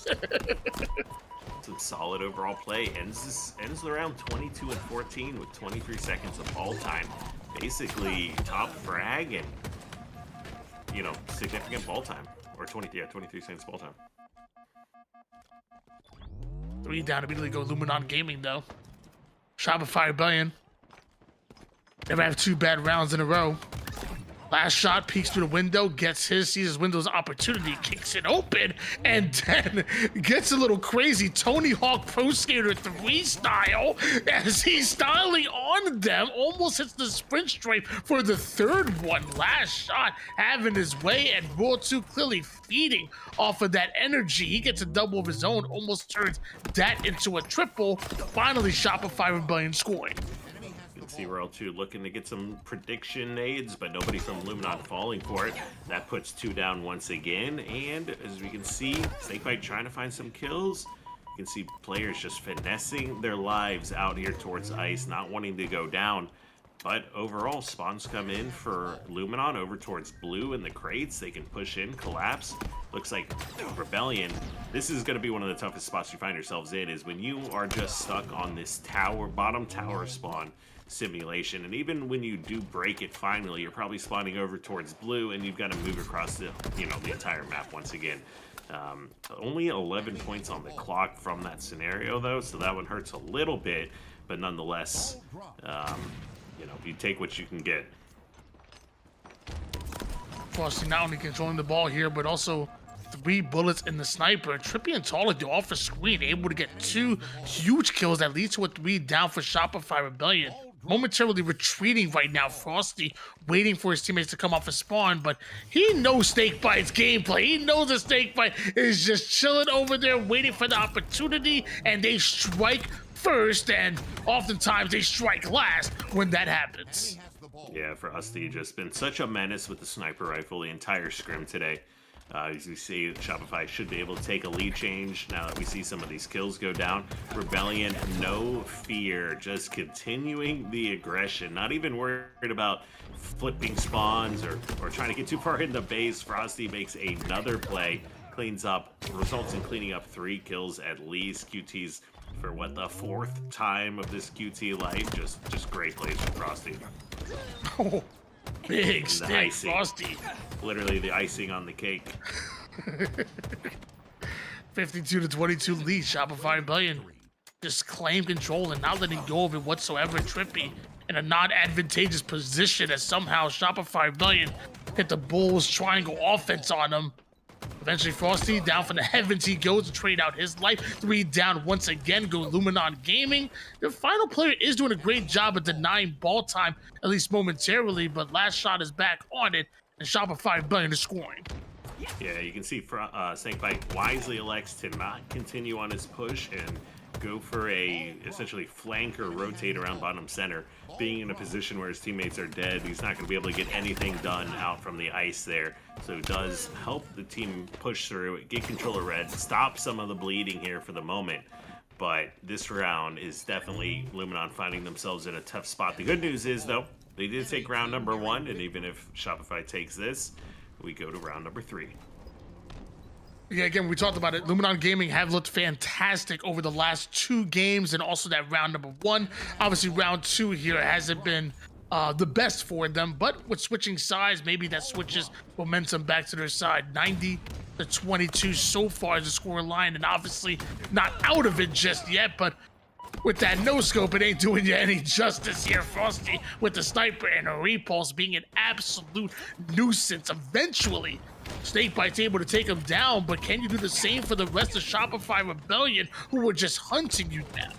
I feel like Frosty may have been able to get those 10 seconds there, but nonetheless, who's trying to end the game when you've got a sniper in your pocket with a full clip? So, I like the decision process. Does pull it out, get at least one with a no-scope. With a healthy lead like this, they should be able to find themselves with multiple opportunities to close out the round. We have Luminon escaping with the ball, but how much will they be able to get when 2 go down already? Nice QT play from Tolik, but he's not able to get all of his shields back. It's just going to put him in a tough spot where he's got to survive. Once again, Luminon Gaming 3 down, but Shopify Rebellion don't find themselves in a position to grab a hold of that ball as quickly as they would want to, and by the time they do, just a few seconds down, Luminon Gaming are not giving up here. A couple of shots in the back put Tolik in a non-advantageous position. Cycle takes advantage of that, then immediately snaps onto the target across the map, turning it into a double kill. And while this player is trying to keep their shields, it don't matter because right now Cycle has his eyes on the prize, and that's ball time. And Tolik was leading the lobby through round 1, but Frosty in round 2 does some work, puts himself now at 36 kills. Definitely the dominant player here in round number 2. Now, will we see Luminon be able to tie together 2 wins back-to-back? Or was last game Rebellion saying, okay, enough of that? We have to see the former MVP topping slays right now, but also getting a sniper in his hands. No reinforcements, 3 down go his team, so that slows him down just a bit, or just makes him angry. Tags up Tolik, headshot onto Precision. The team is 3 down, but Frosty ain't playing like it. Now it's 3 down for Luminon, making a squad-wide Bradley freaking Bergstrom. Yeah, you can see he is still hunting those kills as well. This is when Frosty's in his most comfortable position here. Just he gets his first kill generally in a piv, and then he already knows where he's going to start looking, where the rest of the enemy team is, on top of picking up, multi-kills like it's his job. Literally, he's always aware of where those spawners are coming from. What a start. I mean, by Shopify Rebellion, yes, but specifically Frosty. My goodness. Eventually Snakebite with the answer back. Big double out of him. Just snapping onto targets here, active listening, making sure he's always covering his teammates back. Big snipe by Tolik, more time for Luminon Gaming. Somehow they take the lead despite the incredible start by Shopify Rebellion, and not done just yet. Precision using the height, goes right back at last shot. Little jiggle peek action to do some extra damage here. But eventually cycles the one, gets himself another double with those nades from across the map, might I add. Yeah, Trippett grabs himself a kill top center, does get cleaned up. That is going to put 3 dead, but only momentarily here. It will allow Rebellion to get away with the ball towards red. No one coming off spawn here from Luminon. This is going to be a good position for them to try to get through, but the early pick is almost always the question mark. Frosty drops, Snakebite drops, 3v3. You can see they are getting into the base. Another great pickup. Last 2 players are outside. Trippy needs to get at least one of these kills. He's not able to find it. Frosty, in fact, grabs 2 to put himself now at 42 and 25. Keep in mind, I think he started this round, with 36? So he's picked up 6 kills. Tolik's picked up 3 since then, who's second on the kill lead. I mean, Frosty has found his momentum in this game and is not letting up. We've been talking about literally all scrim long. Luminon Gaming have continued to test Shopify Rebellion, but it's still 5-1 as a scoreline right now, and even the scoreline in this round, it's 44-16, the must-win round number 3. Shopify Rebellion somehow step it up when it matters most, as Trippy Goes right after Cycle here, ends up running into a few different players. A trade out is what I have to settle for, not the worst case in the world, as Talik locks down his former teammate in Last Shot, and Last Shot puts him on a stretcher.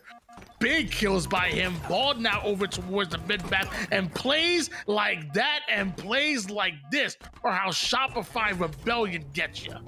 That one hurts bad because it's one of those times where you're literally a split second away from taking out a player, but not only does that player not die, he then kills your teammate, he then gets the ball, you're now down, what was down by 10 seconds, you're now down by 30.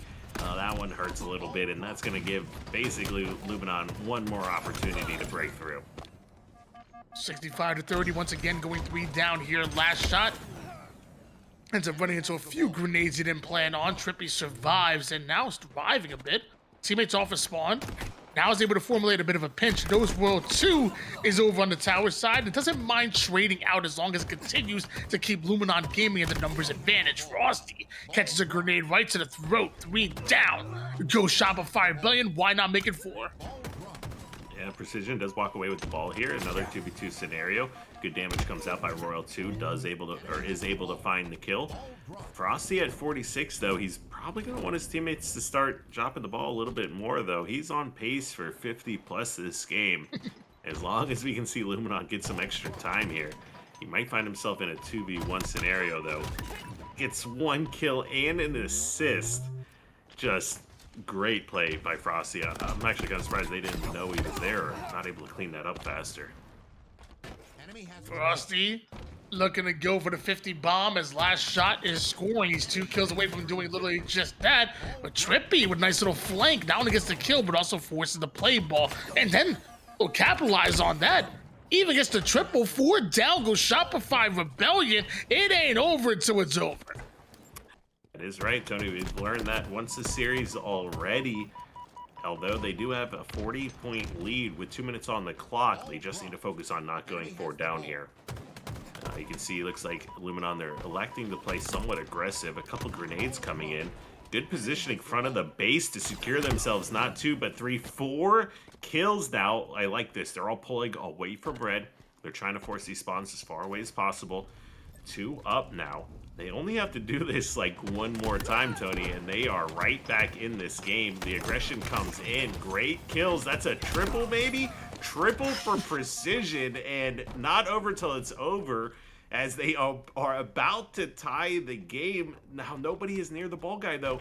The Shopify is going to spawn on this side of the map. This is getting into a risky position now. 2 go down for 1. Trippy's trying to keep Frosty off his sniper. He is able to do so. That's a really big kill. But where's everyone going to spawn, though? The next possession of this ball determines the winner of this game. It was highly unfortunate for Luminon Gaming, able to put Shopify Rebellion 4 down without going a single player down. You then follow it up with Precision with the spawn trap and the triple kill. And I guess the kills happened so fast that Frosty ends up spawning out, and right behind the ball carrier, you almost killed him too well. And it allows Shopify Rebellion to sneak away with 1 kill, and maybe it's 1 kill, and it's all that was needed to start that first domino. Cycle with the sniper, Precision in a tough position. He gets cleaned up courtesy of Royal 2, and now it's Shopify Rebellion back in the lead right now. All that hard work that you put down in order to seemingly steal this round in this game away, or Shopify Rebellion take back what's rightfully theirs in 2 more seconds. Shopify Rebellion, a highway robbery again. Yeah, that one hurts a little bit. Frosty, he's able to grab the 52 and lead his team to a victory here, but I mean, I feel like the story really was Luminon. Like, they were so close to bringing that back, finding themselves down so much in both rounds. One of which they took, one of which they weren't able to. I mean, you kind of saw the writing on the wall as they pushed across the map and Precision got that triple kill. We cut back to the ball guy, and he is across the map as far as possible away. That's just a really hard spot to be in. Maybe if they had rotated earlier, kind of doubled back faster, they could have done something. But that was almost a scenario where it kind of looks like a heat check moment where, whoopsies, we kind of over push the scenario. if just one person had come back earlier and been next to that ball guy to just block a spawn, right? Like you don't even have to kill these guys. You just have to block the spawn so they're not right there on top of the ball guy. Yeah, it was unfortunate. And it was funny because it was Frosty, the first one to spawn up that got that off spawner, you know? 52 cards come out, and just like your brother, he was the ace in the hole. Was Frosty. And eventually it's tough. And like you feel like you do everything right there. Again, 4 down without dropping a single player. Like you said, a triple kill out of precision, and somehow even that wasn't enough. And it's what happens when you dig yourself so deep of a hole. You allow Shopify Rebellion with that to allow it to have that big lead that you need miracle plays in order to come back. And I guess they just ran one short of one. So another game stolen from Shopify Rebellion. But again, if you're thinking about it from a practice standpoint, I would say another opportunity to get back to the drawing board, VOD review, and say, how do we close that out? We're able to put them 4 down. We're able to go on a 7-1 run on them while having the ball. What do we have to do in order to close it out? That's what scrims are for. That's what VOD review is for. And I promise you, Luminon Gaming are going to take that and look better and better every single time we see them.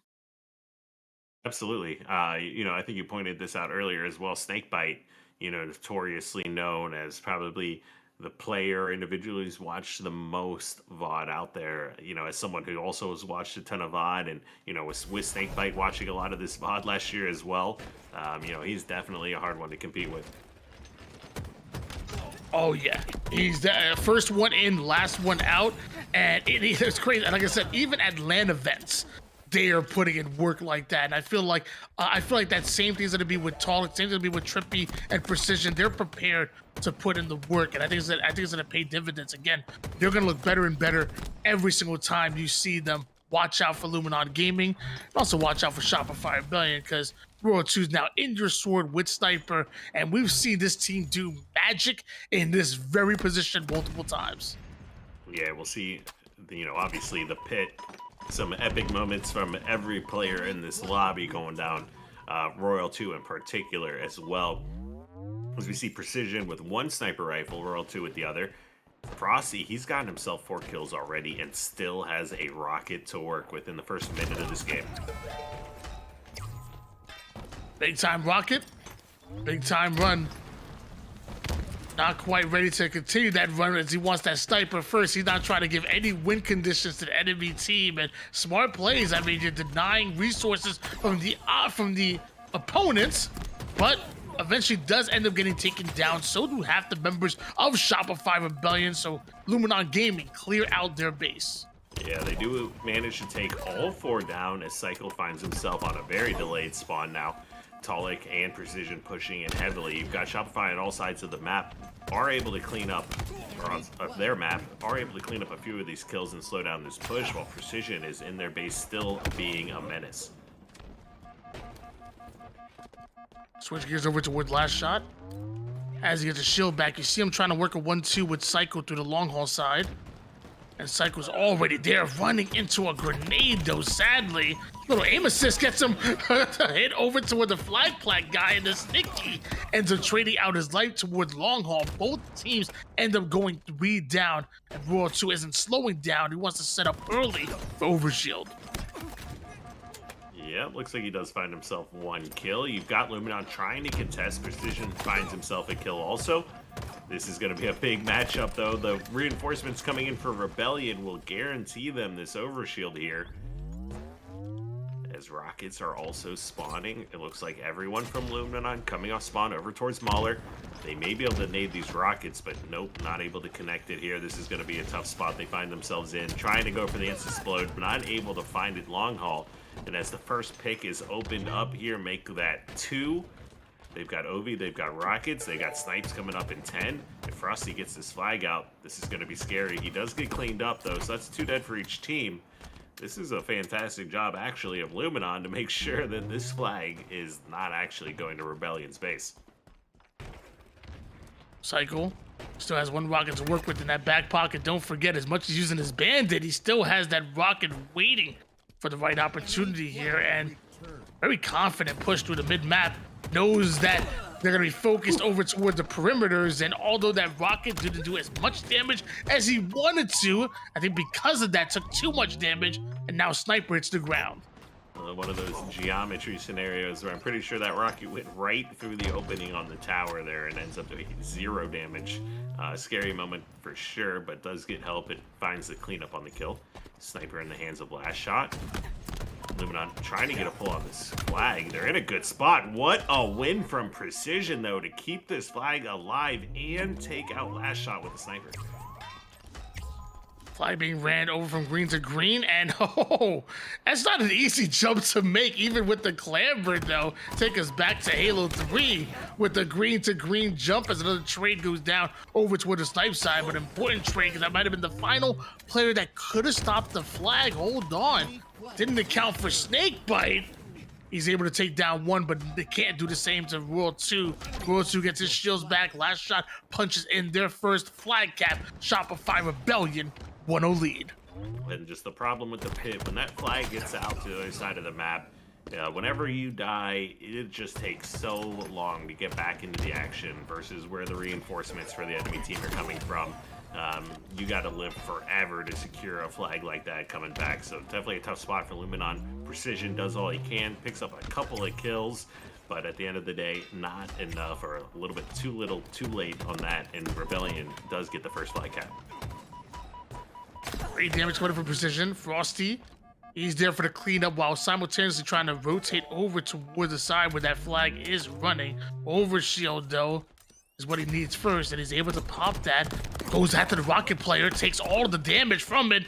No more overshield to work with, but still a rocket and a Tolic in his sights. Not sure where that rocket ended up going, but it doesn't do any damage to Tolic. Luckily, Frosty don't give a damn. Holds forward, has his teammate cover his back. Flag still moving forward. Down go Luminon. What the heck just happened here?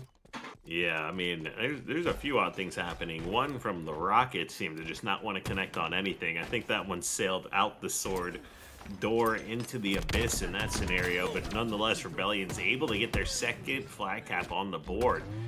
They are looking at Royal 2 and Frosty leading the way at 14 apiece on the Slays. Precision, he's had some great moments. He's got 12 himself.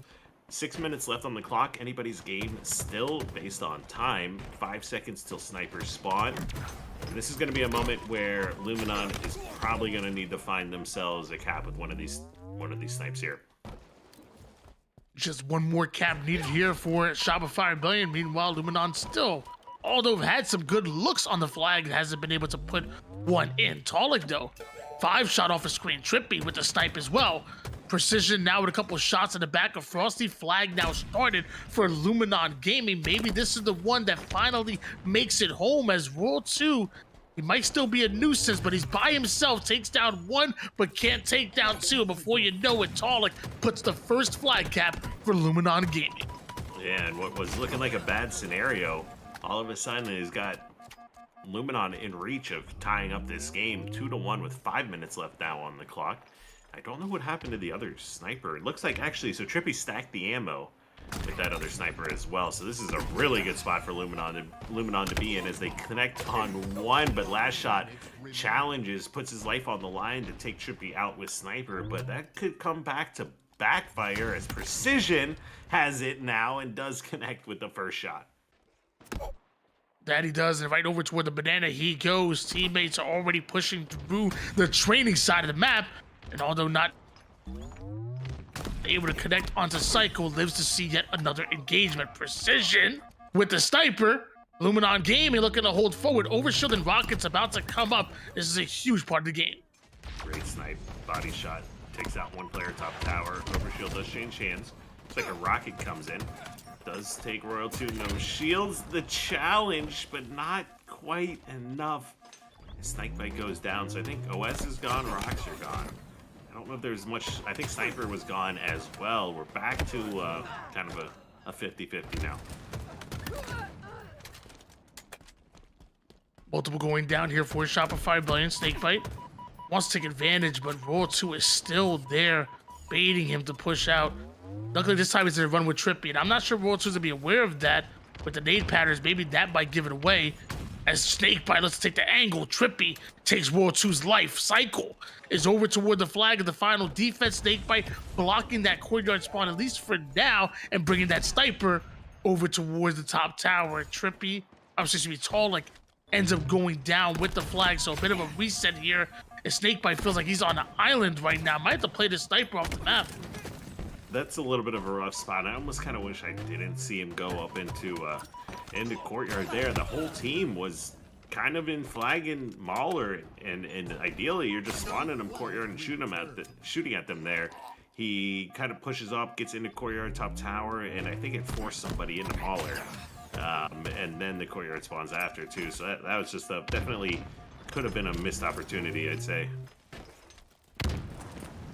Looks like Trippy's still pushed up here, so you still have some type of perimeter controlling the mauler, which is exactly where you want to be at. So not the end of the world, but World 2 emerges from the chaos with a sniper, which is going to be very hard for you to run any flag when World 2 is hawking you down like that. And the amount of trust he has for his teammate, the last shot to get that kill, as he already holds forward, and now he's looking to command control of the enemy's team snipe tower, and this might be bad.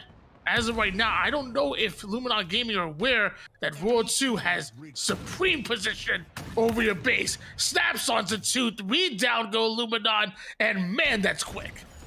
I was hoping he was going to go for the bank shot, but elects not to. With a couple going down, though, and only one flag left, this is a tough spot. Wait, did you see that bullet trail? I did not. I missed know what just happened with that bullet trail. I don't know if he sniped that guy or it ricocheted in some crazy direction and actually hit him. I'm not sure, but nonetheless, third flag is moving. Great kill from Frosty. Locks down Rockets with that sniper kill, and that's game. And yeah, it definitely feels like it. I mean, there we go, flag on the move. Nobody home just yet. Frosty was just trying to get a couple extra kills on top, but there's nobody to kill. They're all dead. 3-1 for Shopify Rebellion. Frosty and Royal 2 both leading the way at 23 and 22 apiece. The kill feed, kind of just like the old days there for those guys at home on the map. You know, that's a tough spot. I still think that could have been Luminon's game, you know, in many cases. I really wasn't, or, you know, if we're going over a VOD, I'd be looking at that scenario we just talked about earlier on. When you get 4 members in their base, you got to be so clear cut on what you want to do. It looked like they were going to block courtyard, but then didn't want to, and then went to block it too late. And at that point, like, the decision's already done. It's been made for you. You don't get to choose what you're blocking anymore. So that one definitely came back to bite them.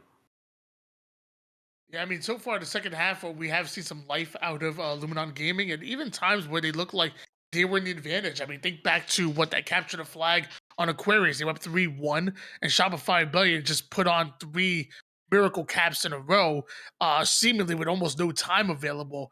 After that King of the Hill was a comfortable win for them. And then the oddball Lattice, they take that round number 1. Round 2 obviously didn't go their way, but round 3 felt like anybody's ball game for them. So we've seen Luminon Gaming towards this the second half of this scrim definitely look like they're willing to go toe-to-toe with Shopify Rebellion. Again, the scoreboard does show 7-1 in favor of Shopify Rebellion, but let's be serious. There's Shopify Rebellion, and this is probably the first, maybe second time that we're seeing Luminon Gaming scrimming with the new addition of Snakebite. And of course, like we said as well, we've got 2 players coming off of retirement at least, as well as a few transfers from other games back into Halo once again. And I think now is like when we're starting to feel the hype really build. I was, personally, I wasn't too excited for Birmingham. I didn't go. I was asked to go, and I didn't actually, I decided not to. Just kind of wanted to watch.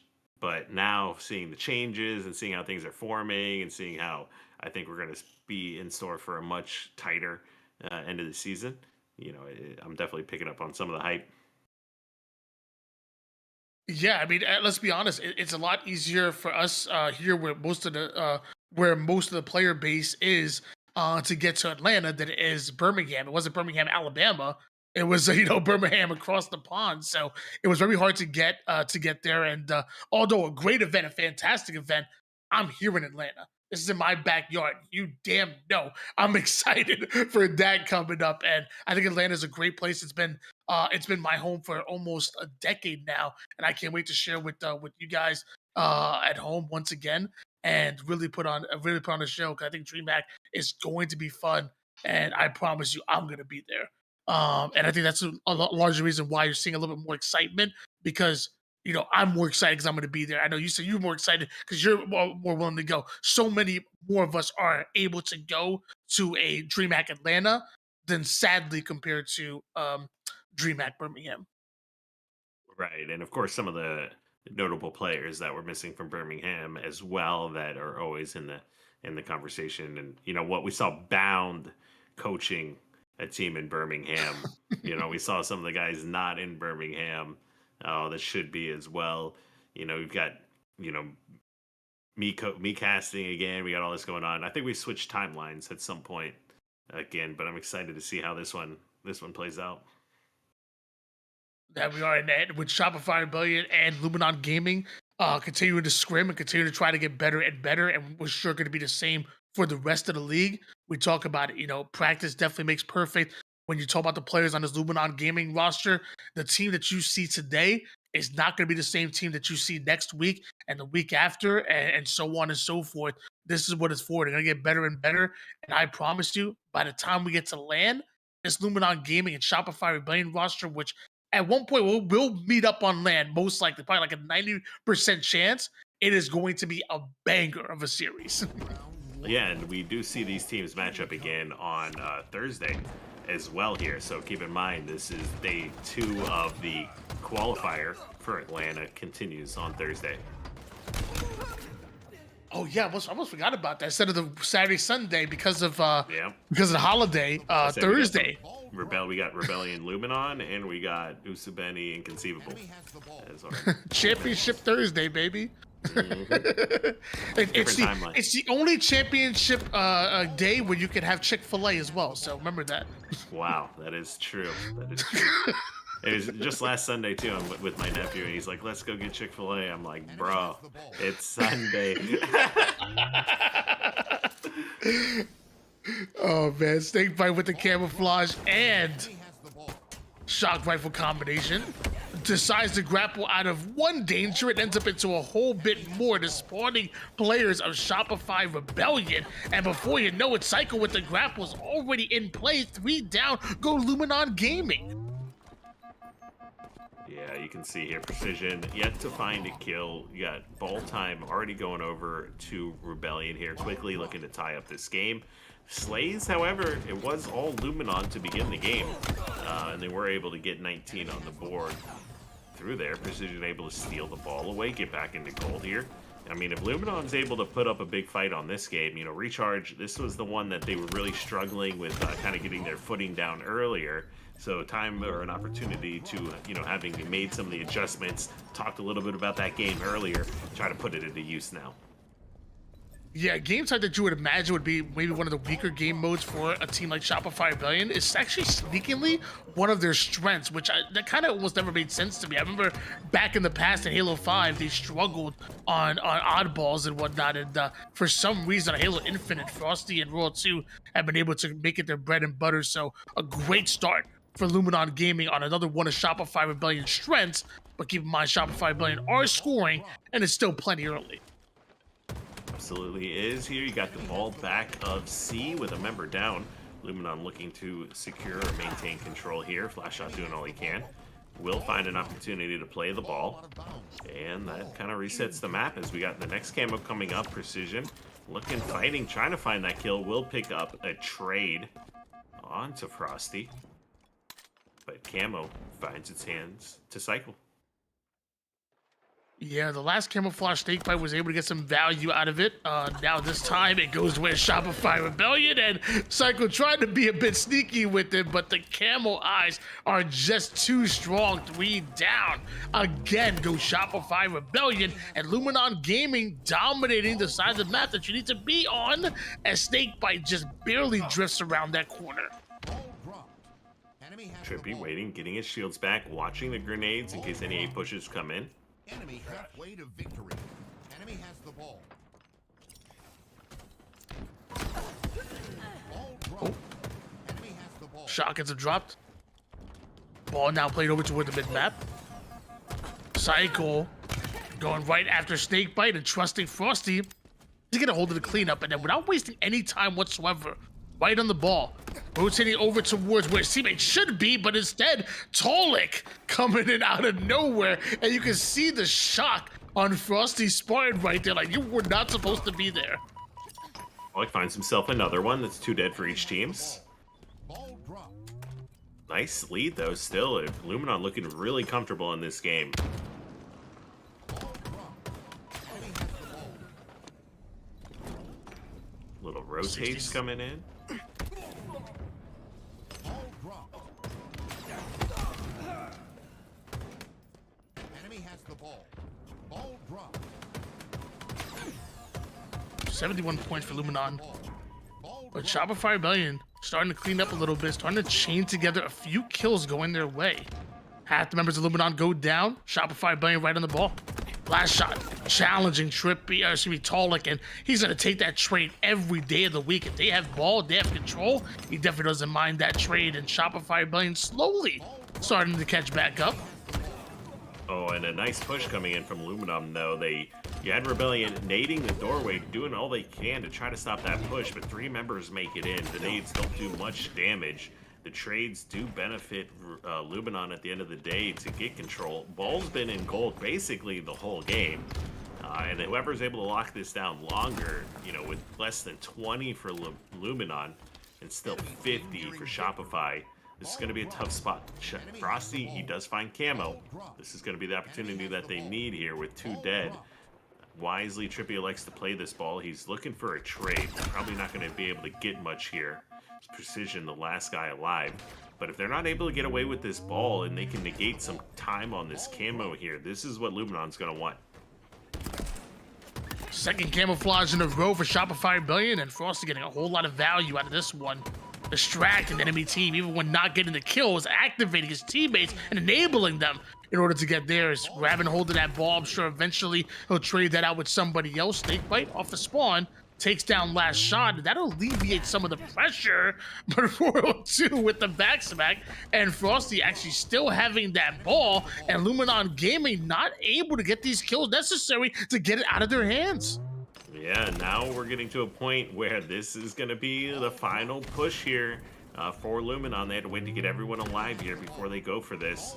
They've got a good spread, or at least a spread that they're looking for. They need positive damage trades like this, but Cycle does manage to pick off the kill, and with only 2 up and a collapse coming in, that's a nice trade from Snakebite, but is it going to be enough? Tolik, he's got to find as much time as possible to just keep them off the ball, allow one of his teammates to get back into the action. Does find a stick on one player. This is actually a good sign for them. The collapses are coming in. There's enough clock to where they can allow some ball time to go. Enemy has the ball. This is just a real back and forth one. Frosty forced to play that ball off of the map or over toward the battery side. And only a 2-point game between them with just over a minute worth of neutral time. Frosty, having eyes set on that ball, does have the grapple to work. We're going to use it to take height immediately and goes right after Tolik. A little bit of extra damage onto Trippy, but it's not enough for Cycle to take him down. Double out of Trippy. 3 down, go Shopify Rebellion. And this may be it. I don't know where Shopify Rebellion can spawn, where they can sprint across the map and stop Snakebite from rotating. Yeah, you can see 8 seconds left. Trying to get this time. Nice trade comes in from Tolik. Another pick off. Last shot, last guy alive for a moment. He shouldn't be in position to stop it. And sure enough, we're looking at Luminon take another round 1. We saw them do this before here. Luminon like to lead with their best foot forward, but oftentimes Shopify Rebellion strike back in the round number 2 and take back momentum. Maybe Recharge might be different than what we saw, especially on Lattice, or maybe Shopify Rebellion go 3 down immediately. Maybe Snakebite gets a hold of this camouflage again, combining with the shock. Right now, Luminon Gaming starting strat on Recharge has been fantastic. Ooh, Snakebite grabs shock camo. Good opportunity. Connects on 2 shots already. And is going to be able to keep Cycle at bay while he has to wait for these spawners to come up. Connects on a body shot, gets some damage down. May be able to delay this push a little bit. But this is a good opportunity for Luminon. Oh, not able to find that shot though. Push comes. Snakebite gets spotted out by the guy at gold. And Luminon, they're going to have to play this ball. Oh, the backsmack for World 2 somehow just finding backsmack out of backsmack. And at one point, Cycle was the only player alive on the map. Luminon were momentarily forward down. And look how he prioritizes making sure that there's no chance that Luminon spawn over toward the gold side. It gives his team that favorable spawn. And that should pay dividends as Cycle puts down the initial damage onto Snakebite, does a follow-up shot onto Tolly from across the map. Luminon Gaming winning some of these battles here in Snakebite. Confident as ever, running right into the 5-shot of Last Shot. Last Shot gets cleaned up. Frosty with the double kill, and both of these teams are leaving it all on the line. Once again, a 1v1, and Cycle kind of right back to where he started. Oh, but you can see that one of the spawns comes in at A for Royal 2 as he picks up a kill onto Trippy. He's able to force Snakebite out as well here. Does elect to go and challenge the kill. These 2 players will trade out, but that allows Cycle to escape with the ball, and this is going to be the first points on the board here for Rebellion. Last Shot doing everything he can to stay alive. Sadly, he's hunted down Trippy. Awarded the kill for that one. World 2 eventually gets the cleanup, but 2 more members of Luminon Gaming sit in front of you, and eventually the spawners should be there as well. Doesn't stop Frosty and Shopify Rebellion from playing some early ball time and try to eat away at this gap that Luminon Gaming has created. Yeah, you can see Camo's about to come up as well, and it looks like the Luminon decision is to play this slowly. It does pay off dividends here for Snakebite, who finds a kill onto the player in gold. Camo does spawn. Ball is in a good position for Luminon to at least stop any sort of rotate, but there's not enough help in the middle of the map. Frosty drops ball, pushes, and gets Camo, and we see 3 dead for Luminon. Now, after Snakebite got that first kill into pipes and a ball guy, you know, sitting on Sneaky, I really thought they were going to be able to break that a little bit more effectively. But nonetheless, Shopify Rebellion holds on and now gains the lead. Enemy has the ball. Frosty able to grab a hold of this camouflage, keeping it out of the hands of Snakebite, who had it off of spawn before. Frosty, cross-map shots with the BR. Just a bit of a distraction, chipping away at the shields and defenses of Luminon Gaming. Trippy's next, but man, 3 players replace him. Naruto, little shadow clone jutsu right there. 1 turns into 3 real quick. Yeah, you can see that was a really tough scenario. Almost a double kill on 2 no-shields players, but Luminon able to play that well, get their shields back, execute the double team perfectly. And while they did secure those kills, the second half of that push did not go as they had planned, and Shopify not even forced to play the ball. 63 to 36 right now. Shopify Rebellion feel like they're doing the exact thing we saw in every oddball. Luminon Gaming start off hot. Shopify Rebellion answer right back here. It's a big round number 2. And Snakebite, who had that shock and wanted to put it to work, well, loses it almost immediately. And ball may have been played off the map, but that's ball time that Luminon Gaming aren't getting. I mean, what a nade from Royal 2. I don't even know, Snakebite, like how you predict or even try to know that there's going to be a nade coming from that angle so perfectly for a 1-shot kill. He doesn't even get a chance to take a shot, and that just puts, you know, that almost is the nail in the coffin for this round, actually. They lose shock, Royal 2 connects with another one. They can just rotate this ball away, keep Luminon suiciding at them. They should be able to close this. And we're seeing some great 1v1s by the Luminon Gaming roster. I mean, we're seeing Talik win his ones, Precision win his ones. We're seeing Trippy and Snakebite making plays as well, but somehow they're not connecting together in these round number 2s. Round 3 now. Oh, so important here for Luminon Gaming. I mean, so far the score line is 1-7 in this scrim for Shopify Rebellion. I would love to see Luminon take the last 3 and get some kind of momentum on their side. Yeah, we can see the camo does go in the hands of Tolly. definitely been camo favoring Luminon throughout the course of this game, at least. They will be able to push into gold. They've got a couple players here. Clean up one. Nice grenade comes in to secure a second. And Tulik, instead of going for ball, is going for a sniper. Looking to stack up some of these weapons. I like this, if he can get away with it at least. A nice shot. Yeah, fantastic work. Grab hold of shock, grab hold of the ball with that grapple, pass it over towards the teammates so you can do work with it, and somehow you do everything right, and Shopify ability still wipe your 3 down. Yeah, that one hurts a little bit. They weren't able to find either one of those kills. I mean, the ability. This is definitely one of the things you see from the top teams. Is their ability to stay alive and just not, go down that easily. Last shot, he was no shields for a good 5-10 seconds, still fighting that engagement the whole time, and is a huge reason why they walk away 2-0 in that engagement. Frosty, using the audio cues in order to find out exactly what enemy is. Beautiful double and 2 more. Gonna replace him. Ball off the map. Snakebite says, I see your shock, I raise you mine for the double, but Snakebite ends up getting taken down, and Shock Rifle once again hits the ground here. Players making plays with the Shock Rifle 24-2, still in favor of Shopify Rebellion. It almost looks like Royal 2 is just hunting Snakebite down as well. Every time he has that shock, Royal 2 is just coming out of nowhere and picking up these kills. Like he almost knows what he's gonna do. By the way, a very quiet 36 kills from last shot. I mean, 71 points of ball time. The man is somehow, I don't think he's got any power weapon, any camouflage, just strictly doing it with his bandit and great teamwork. And we're seeing 36 kills along with the most ball time being held by last shot. You gotta love that. And a new camo is coming up in 5 seconds as well. They've got a healthy lead. Last shot, an amazing job rotating this ball out, just getting it from gold all the way over to control in an instant. But with camo, that will allow it to go. Which I'm not sure if it got burnt or not. Looks like it might have. Last shot. Unfortunate timing too. Wow. Just dodging everything. He ended up playing that ball like right as Frosty gets a double kill. He's like, oh man, I wish I would have had that ball still in my hands.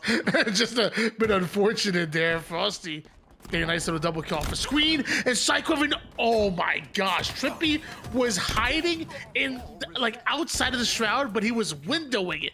He was like sitting at the edge, so he still knew when Psycho pushed in. Bro, Trippy, that's a rat play. That was Master definitely a great Splitter. heads-up play. You can see, is it going to be enough to do anything for them? They've only been able to get 2 points this entire round. Precision doing his best. The peak shot goes for the challenge, but great grenades from Cycle will go ahead and pick up that kill. You're going to see, ooh, okay, that's the kind of pick that they're going to need. They need a couple free kills. There's 2 if they can get Cycle here. The nade, I don't think is going to connect. Getting the calls from Long Haul. Those nades, however, will connect. With these kills, though, they're going to have to try to find a way to get this ball out as they find themselves with only 2 minutes left now. Ooh. Everybody with the shock absolutely going off with it. 24 kills for Tulik, 19 assists, and a respectable amount of ball time here. Somehow still not enough. And still in a deficit. Shopify Rebellion about halfway done with their round. Meanwhile, Luminon Gaming have 4 points in total. Frosty goes in for the challenge.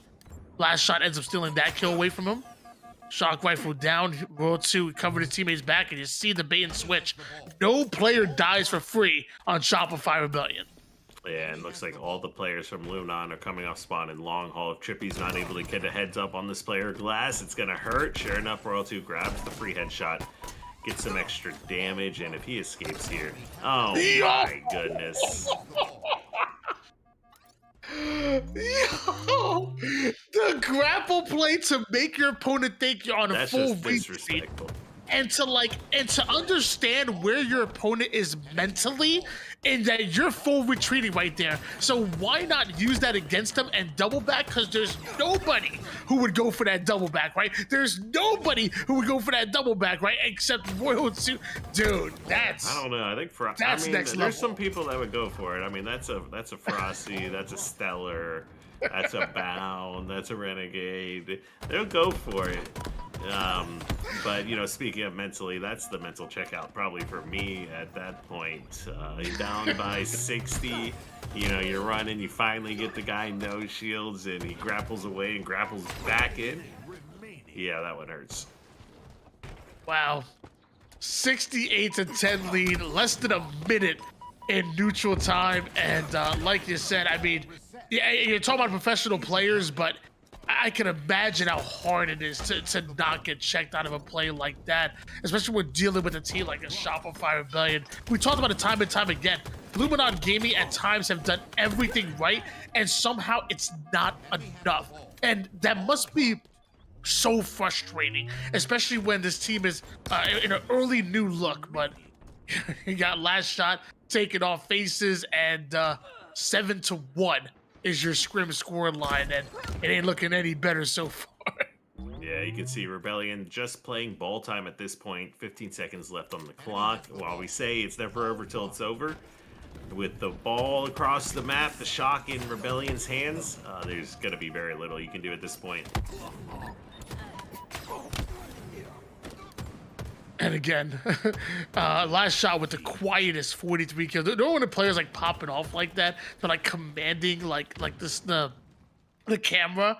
But last shot's doing his thing, getting ball time, whatnot, sneaking away. Think about if he didn't have that ball time, he probably would have ended with like 55, maybe even 60. Like, dude, what the heck was last shot doing that whole game? I mean, you can see between Last Shot, Frosty World 2, I mean, even Cycle at times, but those three in particular with the kind of how the objective works, what they're doing. I mean, those guys are consistently somebody dropping 40, 50 kills, whether or not it's Vacancy, Recharge, any of these maps. You know, this is just a team of heavy slayers that knows how to work together. That they are just a team of winners is what we're looking at. And I see another winner in the chat. Esper dropping a 3-month resub, 3 months in a row. Guys, if you're enjoying content like this, show some love to Straight Rippin, man. Straight Rippin coming out of nowhere and providing the content that I feel like we really need here in Halo Infinite. I want to continue to see stuff like this. The cash grab was incredible. I had so much fun with that. And now the first iteration in what I hope to be is more of these Scrim watch parties. I promise anytime they hit me up, I'm down. But I have a simple rule. If you support Halo, I support you. So if you guys want to see more stuff like this, be like my boy Esper and drop that sub if you're feeling generous. And man, let's show some love also to Shopify and Belly, who also are looking very good against Luminon Gaming as well. 7-1. I'm sorry, excuse me, 8-1. Excuse me, 8-1 is the score line right now.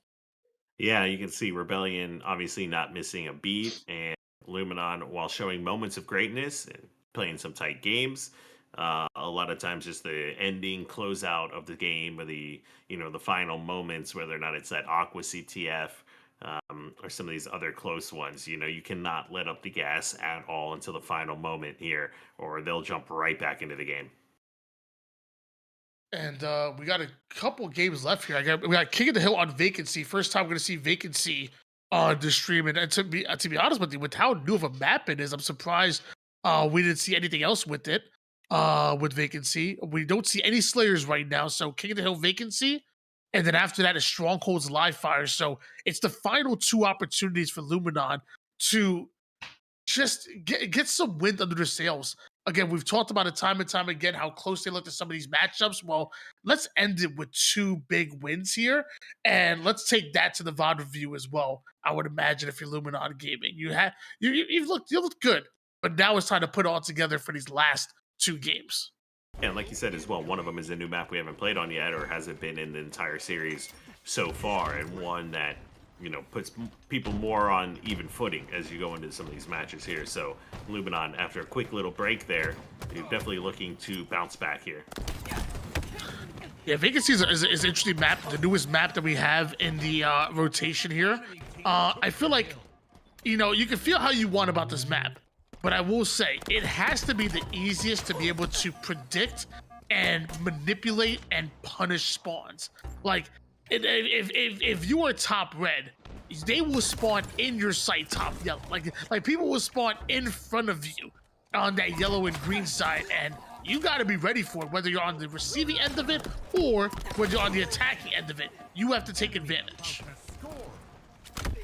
Yeah, I mean, you can see, like, in this map, it plays a lot like Livefire, you know, to be honest, and has a lot of kind of similarities in the map layout.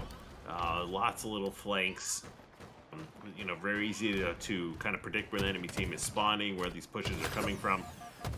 You can see early lead from Luminon here, as they're over 3/4 of the way to capping this hill, so they got to be feeling good about this. I also think this is a map where we don't necessarily see it go all the hills, you know, as often as some of the other ones too, just how tough it can be to lock down some of these.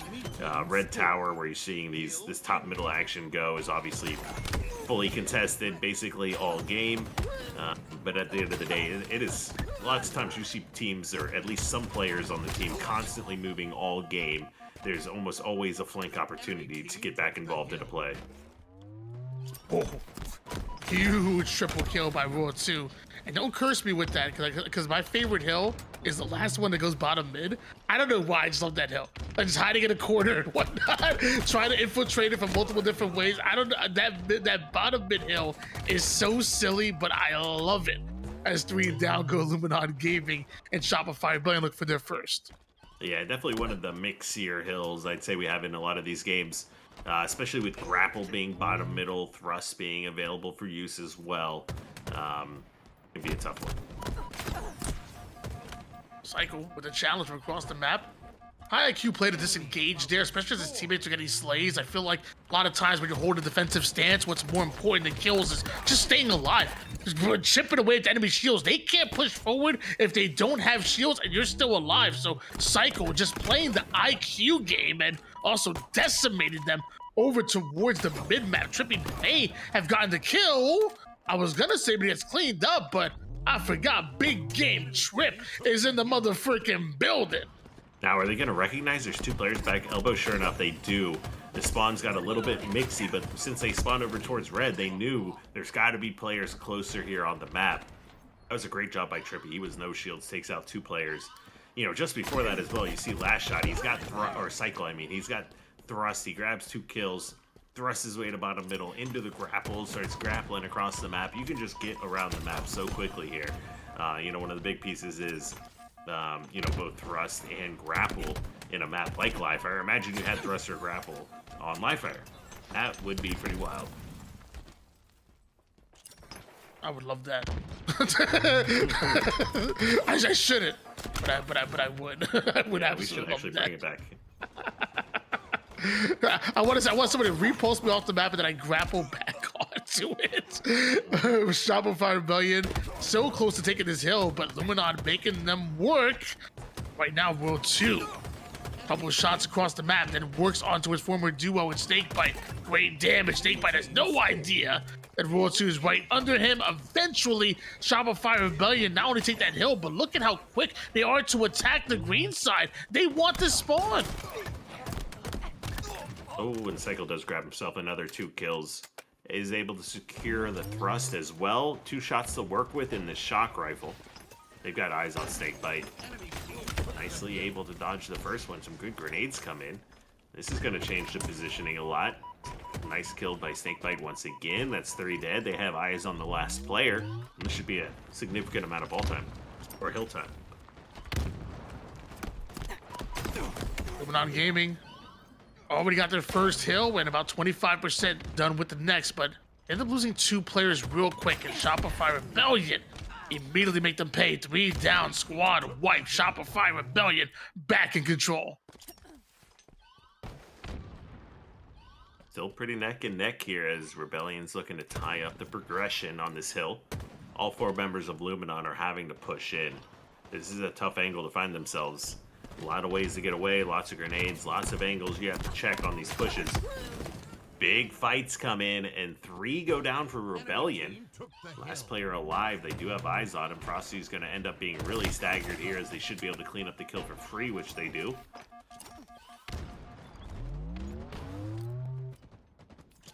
Luminon Gaming take the lead as far as progression in this hill.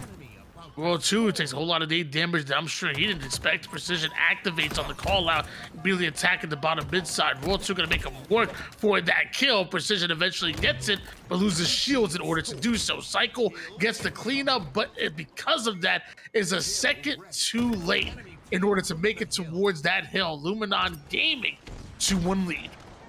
Yeah, definitely nice job securing that hill. Do take the lead, but Rebellion, look at the discipline on that push. Even though it takes a little bit longer to clean up the player running around the circle, it's just Rebellion doing a perfect job, just not giving any free kills, any free space. Secure the kills, get some extra damage down, and with 2 minutes left on the clock, still should be in pretty good position here. Cycle. Not able to turn that corner, ends up going down here. 2 minutes on the clock, and Precision getting active. Little fisticuffs over toward the blue side there. Knows there's players from the bottom mid over towards red jail, so actually electing to go cut the map in half, go right through the middle, but ends up running into 2 different members of Shopify Rebellion, and that's the 4 down that they needed. Yeah, that one hurts a little bit. Precision wasn't able to do anything with that shock rifle, and now Last Shot has it in the hill, and with these spawns coming out, super hard to push on this hill for Luminon. They do have a top, middle, and tower kind of collapse coming on that does find some kills and is able to flip the spawns on the map, but a lot of progression still left to get here. So far, with the combination of Precision and Trippy has been really fun to watch. They combined for 31 kills and 11 assists so far.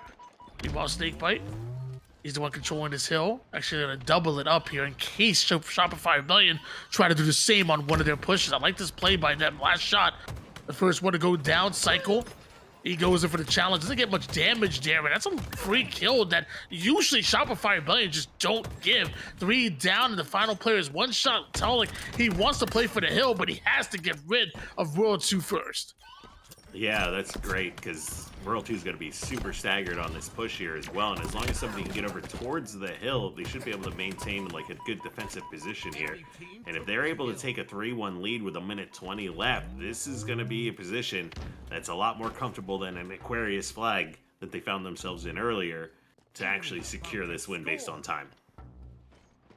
Yeah, I feel like this next hill is so important. I mean, 1:18 worth of neutral time. Luminon win this, and they're definitely playing Slayer for the rest of this game. Shopify Rebellion needs to, it feels like a must-win hill for them, and they're almost playing like it here. Snakebite, the only player alive, and sadly, they're not able to stop him. It felt like Luminon could have just one squad wipe away from maybe taking the game there, and now they got to restart again on my favorite hill. I love this bottom mid hill.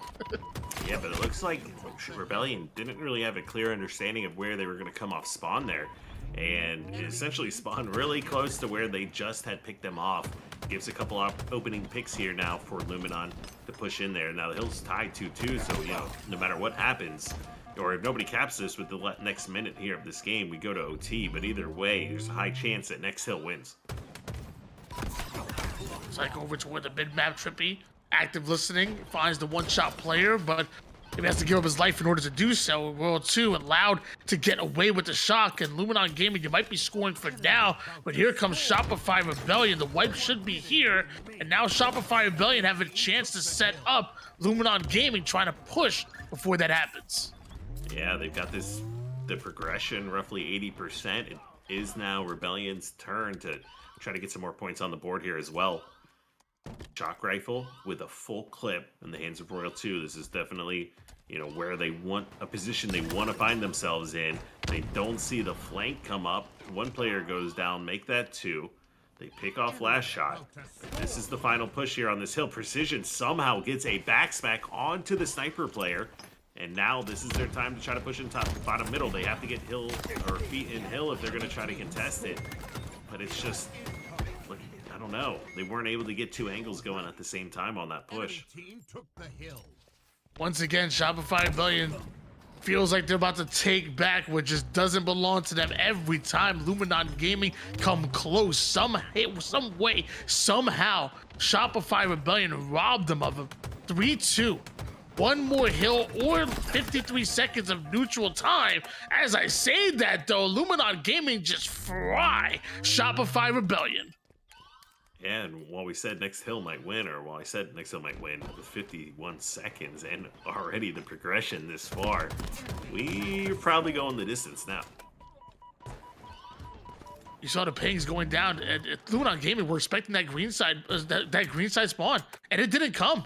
And because of that, Luminon Gaming ended up getting wiped. Shopify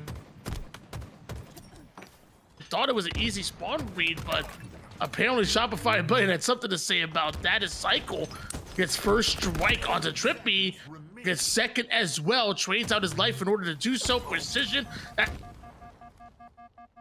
stuck there for a second. Precision now momentarily forced out of the fight and into the hands of Frosty, who's cross-mapping them and keeping them trapped. Oh, and he goes for the hill a little bit too early. I think gets clipped by a grenade as two players fall.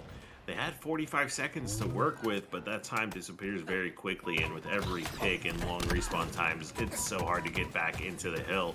And just like that, Luminon, they were in prime position for this game as well, but Shopify just too icy. Close it out once again.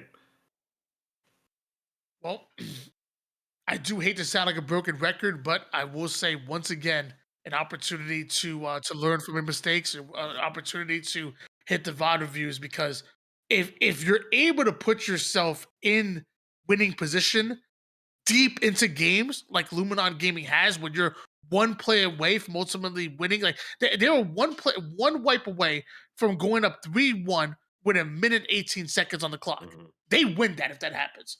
So I feel like if you're getting close deep into these games, you're close enough to figure out what you need to do in order to get over the hump. So again, losing is learning in scrims. That's why we're here, and we're gonna see Luminon Gaming doing a lot of learning right now. 1-9, obviously not what you want to see, but we're gonna see them better on Thursday and further. Yeah, I mean, like, let's talk about the positives a little bit here for Luminon. One, lots of extremely close games. Two, they were neck and neck, if not in a leading position in multiple games like Aquarius Flag or in like this game we just watched right here. And what is the important part? The important part is Thursday, when this team plays Rebellion once again in a bracket, and they don't have to win 7 or 8 games in a full game series. They only need to win a few. So they are probably going to put an extra big focus on their map pool for Thursday, you know, especially when it comes to VOD review around this. And, you know, if anything, this might have been what Thursday looked like, but now we might be in store for a little bit more of a treat once, you know, the tournament's on the line. So we have should have one game left. Livefire Strongholds, I believe. And yeah, it should be Livefire Strongholds. And actually, you know what? For people that are new to maybe scrims a little bit, or just new to competitive Halo esports, one thing that obviously everybody's noticed that we played 10 games now, and we haven't seen a single Slayer. As a professional coach, you've been there, done that. What is the reason why most teams just don't bother playing Slayer in scrims? You know what? I think there could be like several different factors that come into that. I mean, one of the big factors is the Slayers at tournaments play generally a lot different than Slayers online, because the importance of every death and how serious teams take it. So I think it's important to practice Slayers. I like to do it. I would push for it, you know, in a lot of cases. But when you've got already with Slayers, you know, 17 total game types, you know, and it takes 3-4 hours just to do less than that, you know, it can find yourself in a top position. Plus, it's a 2-part conversation, right? It's not just whether or not you want to do it, but the other team many times can just be like, no, we don't want to play Slayers. Fair enough. As of right now, you know what Luminon Gaming want to play? Strongholds Livefire, because that's quite the damn start. 28-0 run. Triple cap has been held. Not to mention the way we can camouflage. Yeah, it's Snakebite himself with the camo. I can't think of a more perfect start than what we've just seen from Luminon Gaming. Yeah, you can see a nice solid start. Definitely winning the Slay battle here. Snakebite and Trippy both at 4 apiece. Tullix yet to find one, but with 60 points on the board, you got to be feeling pretty good about that. Nice QT plays here from Trippy. 3 back B, not a position you want to find yourselves in, but at least they're capping. And sure enough, nice plays from Trippy, really putting this QT to use. Precision making his way over towards sandbags here. It looks like Trippy gonna actually pinch him. A little two-pronged attack from the backhand side, but I say that, but as Precision goes down, Trippy does not, and what a grenade indeed. What do you guys call that back in the day? The GB grenades? GB Yeah, that's nade? pretty much GB nade. He just turned 180 through that, and while Frosty did a great job making sure he didn't get stuck, he still fell into the trap. An Instasplode came in, or at least was attempted, that almost looked good. Isn't able to get the kill, but Precision is there for a cleanup. And once 8 flips here, we're going to see Luminon scoring again. Last shot. Trying to jiggle peek his way into a little bit of extra damage here, and jiggle peek his way to surviving long enough for Royal 2 and Cycle to introduce themselves to the fight. How is Last Shot alive right now, let alone having the audacity to capture Bravo? And this is what makes Shopify Rebellion so damn good. Oh, you're absolutely right, Tony. I mean, you saw Snakebite and another player from Luminon back B trying to defend a scenario where they probably almost could have walked away with 2 kills had Rebellion not played it perfectly. And Last Shot not only secures a couple of kills, gets the damage, gets the cap, and it puts Rebellion back in a good position. Sacking in the Trippy's hands, but eventually goes down. That's the first kill here for Shopify Rebellion, and it's really tough to give first blood to a team like SR because you know they're going to take advantage every single time. But it's like Luminon Gaming ready for it, setting the traps, using the aggression against them before you know it. 3 down goes Shopify Rebellion. Sniper in the hands of Trippy once again. They're looking to fight over this B angle. Nice body shot connection. Is able to clean up the kill. 2 dead for Rebellion. And what a great way, you know, for Luminon if they're able to take this game to walk away with the series with another win. 2 caps here for Luminon, holding on to both Alpha and Bravo for dear life. Last Shot attacks that perimeter, attacks Alpha immediately, but 3 down go Shopify Rebellion. Although you're able to take away Alpha, you have to trade out Charlie in order to do so, it seems. Not slowing down, making their way over towards Bravo. That is a confident push coming out of Last Shot. And now it's Last Shot and Shopify Rebellion that are seemingly in the driver's seat here. Gets his shields back, absolutely takes Trippy's head off. Might as well making a double onto Snakebite. And before you know it, Last Shot and Shopify Rebellion take a bit of momentum. Yeah, and somehow, even with Last Shot doing all of that, Luminon is able to flip A and get C at the same time. So back into scoring position. They're going to double Shopify's score right now as we see 3 members go down once again. You know, the fear is, and it's happened in a lot of these games, is Luminon, they're battling, they're in great positions, but once they go 4 dead, and a triple cap comes in, they found themselves unable to break back into a setup here. Precision taking a lot of damage in the back. That's going to hurt a little bit here to go down. C will flip, so it's going to stop the bleeding a little bit. And as I say that, I lied because they don't flip it and go 3 dead. And this, Tony, is what we were scared of. Yeah, all of the hard work that Luminon Gaming put down in order to take the lead, and you see 1 triple cap almost neutralize that. It feels like almost immediately as Royal 2 checks over toward the bottom green side, and they're going to find his target, but eventually gets a kill, but has to go 4 down in order to do it. Luminon Gaming, they're still within it. Shopify Rebellion, they're not out of the water just yet. Well, anybody's game. Great plasma pistol comes out from Snakebite. This is going to disrupt the setup and allow them to potentially put a triple cap back in the face of Rebellion. What? And I don't know what just happened there, but Royal 2 does kill Snakebite and stop the cap. And it feels like Luminon Gaming still holding on to their lead, but there's moments where Shopify Rebellion go on these runs and just make it look so much easier as a player. Trippy, if you ever don't know where Trippy's at, just look in the corner. He'll pop up somewhere there. 3 down go Luminon Gaming. Bravo and Charlie now belong to Shopify Rebellion. Could this be the run that we've been waiting for? Yeah, with Last Shot finding Sniper Rifle, we've seen him in this position completely take over games before, so I'm sure he's looking to do it again here. They're going to elect to just try to hold A, B. You see Luminon trying to flip it, but a good push coming in is, geez, how does he do that?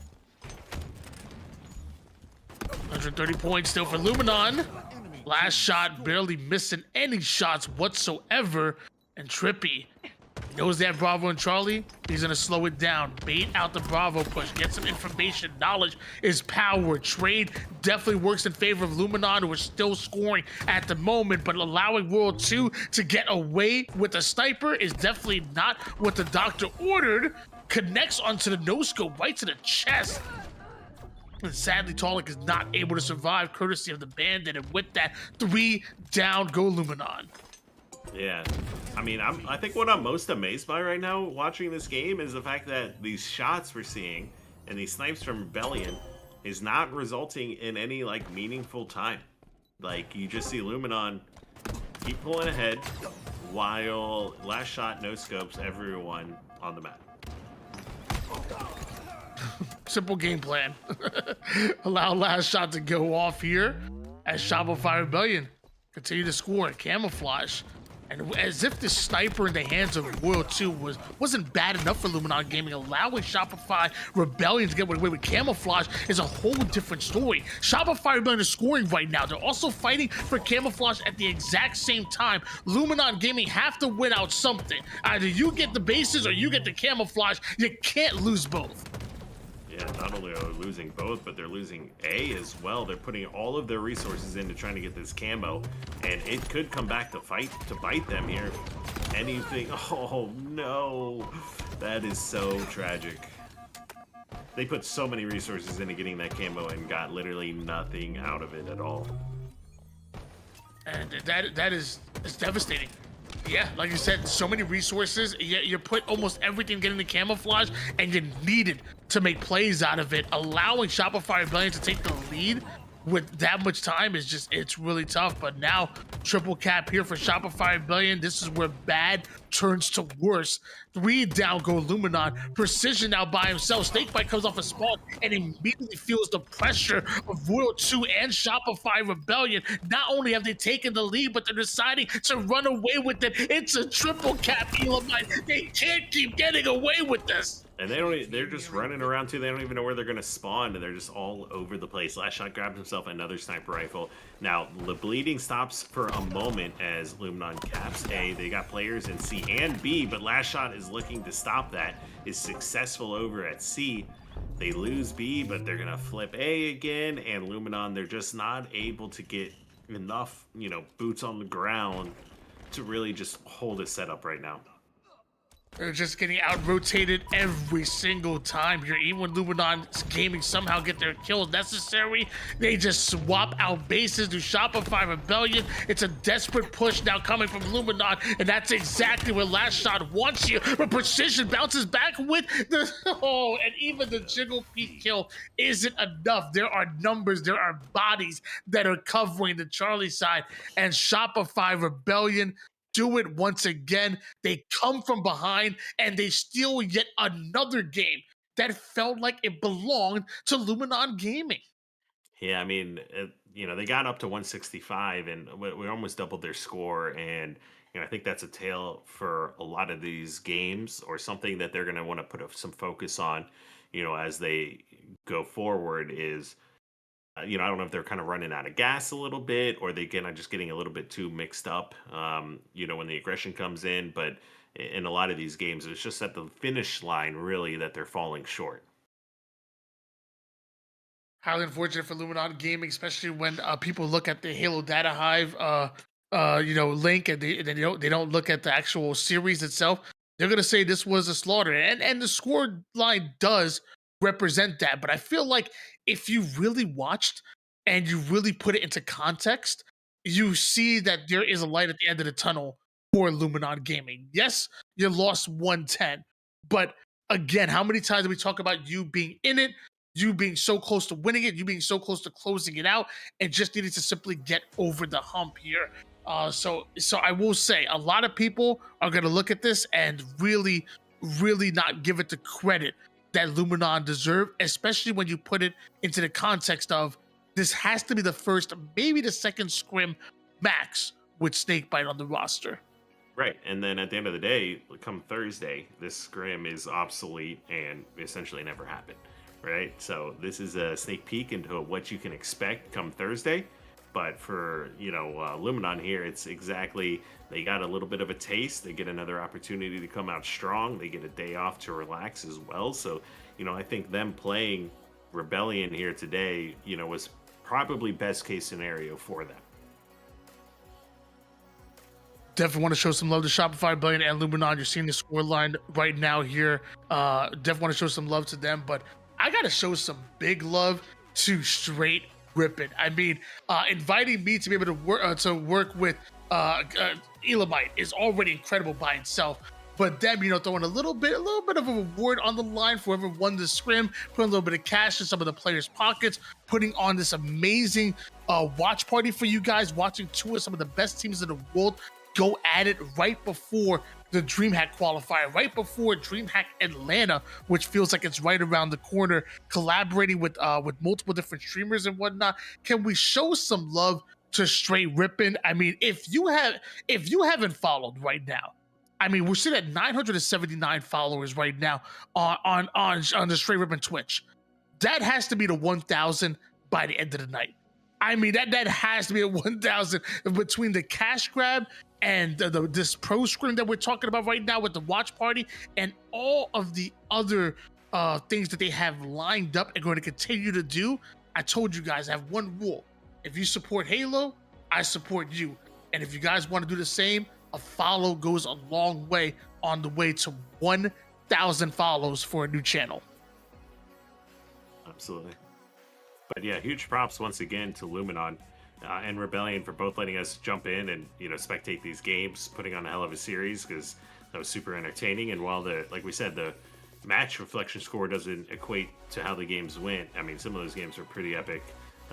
Big shouts to Rebellion for the iciness they showed today as well, and can't wait to see what Luminon is able to put together here and get turned around. You got 48 hours to work with. The match, the matches you're going to be looking at, the game types. So I'm excited for Thursday. Run it back.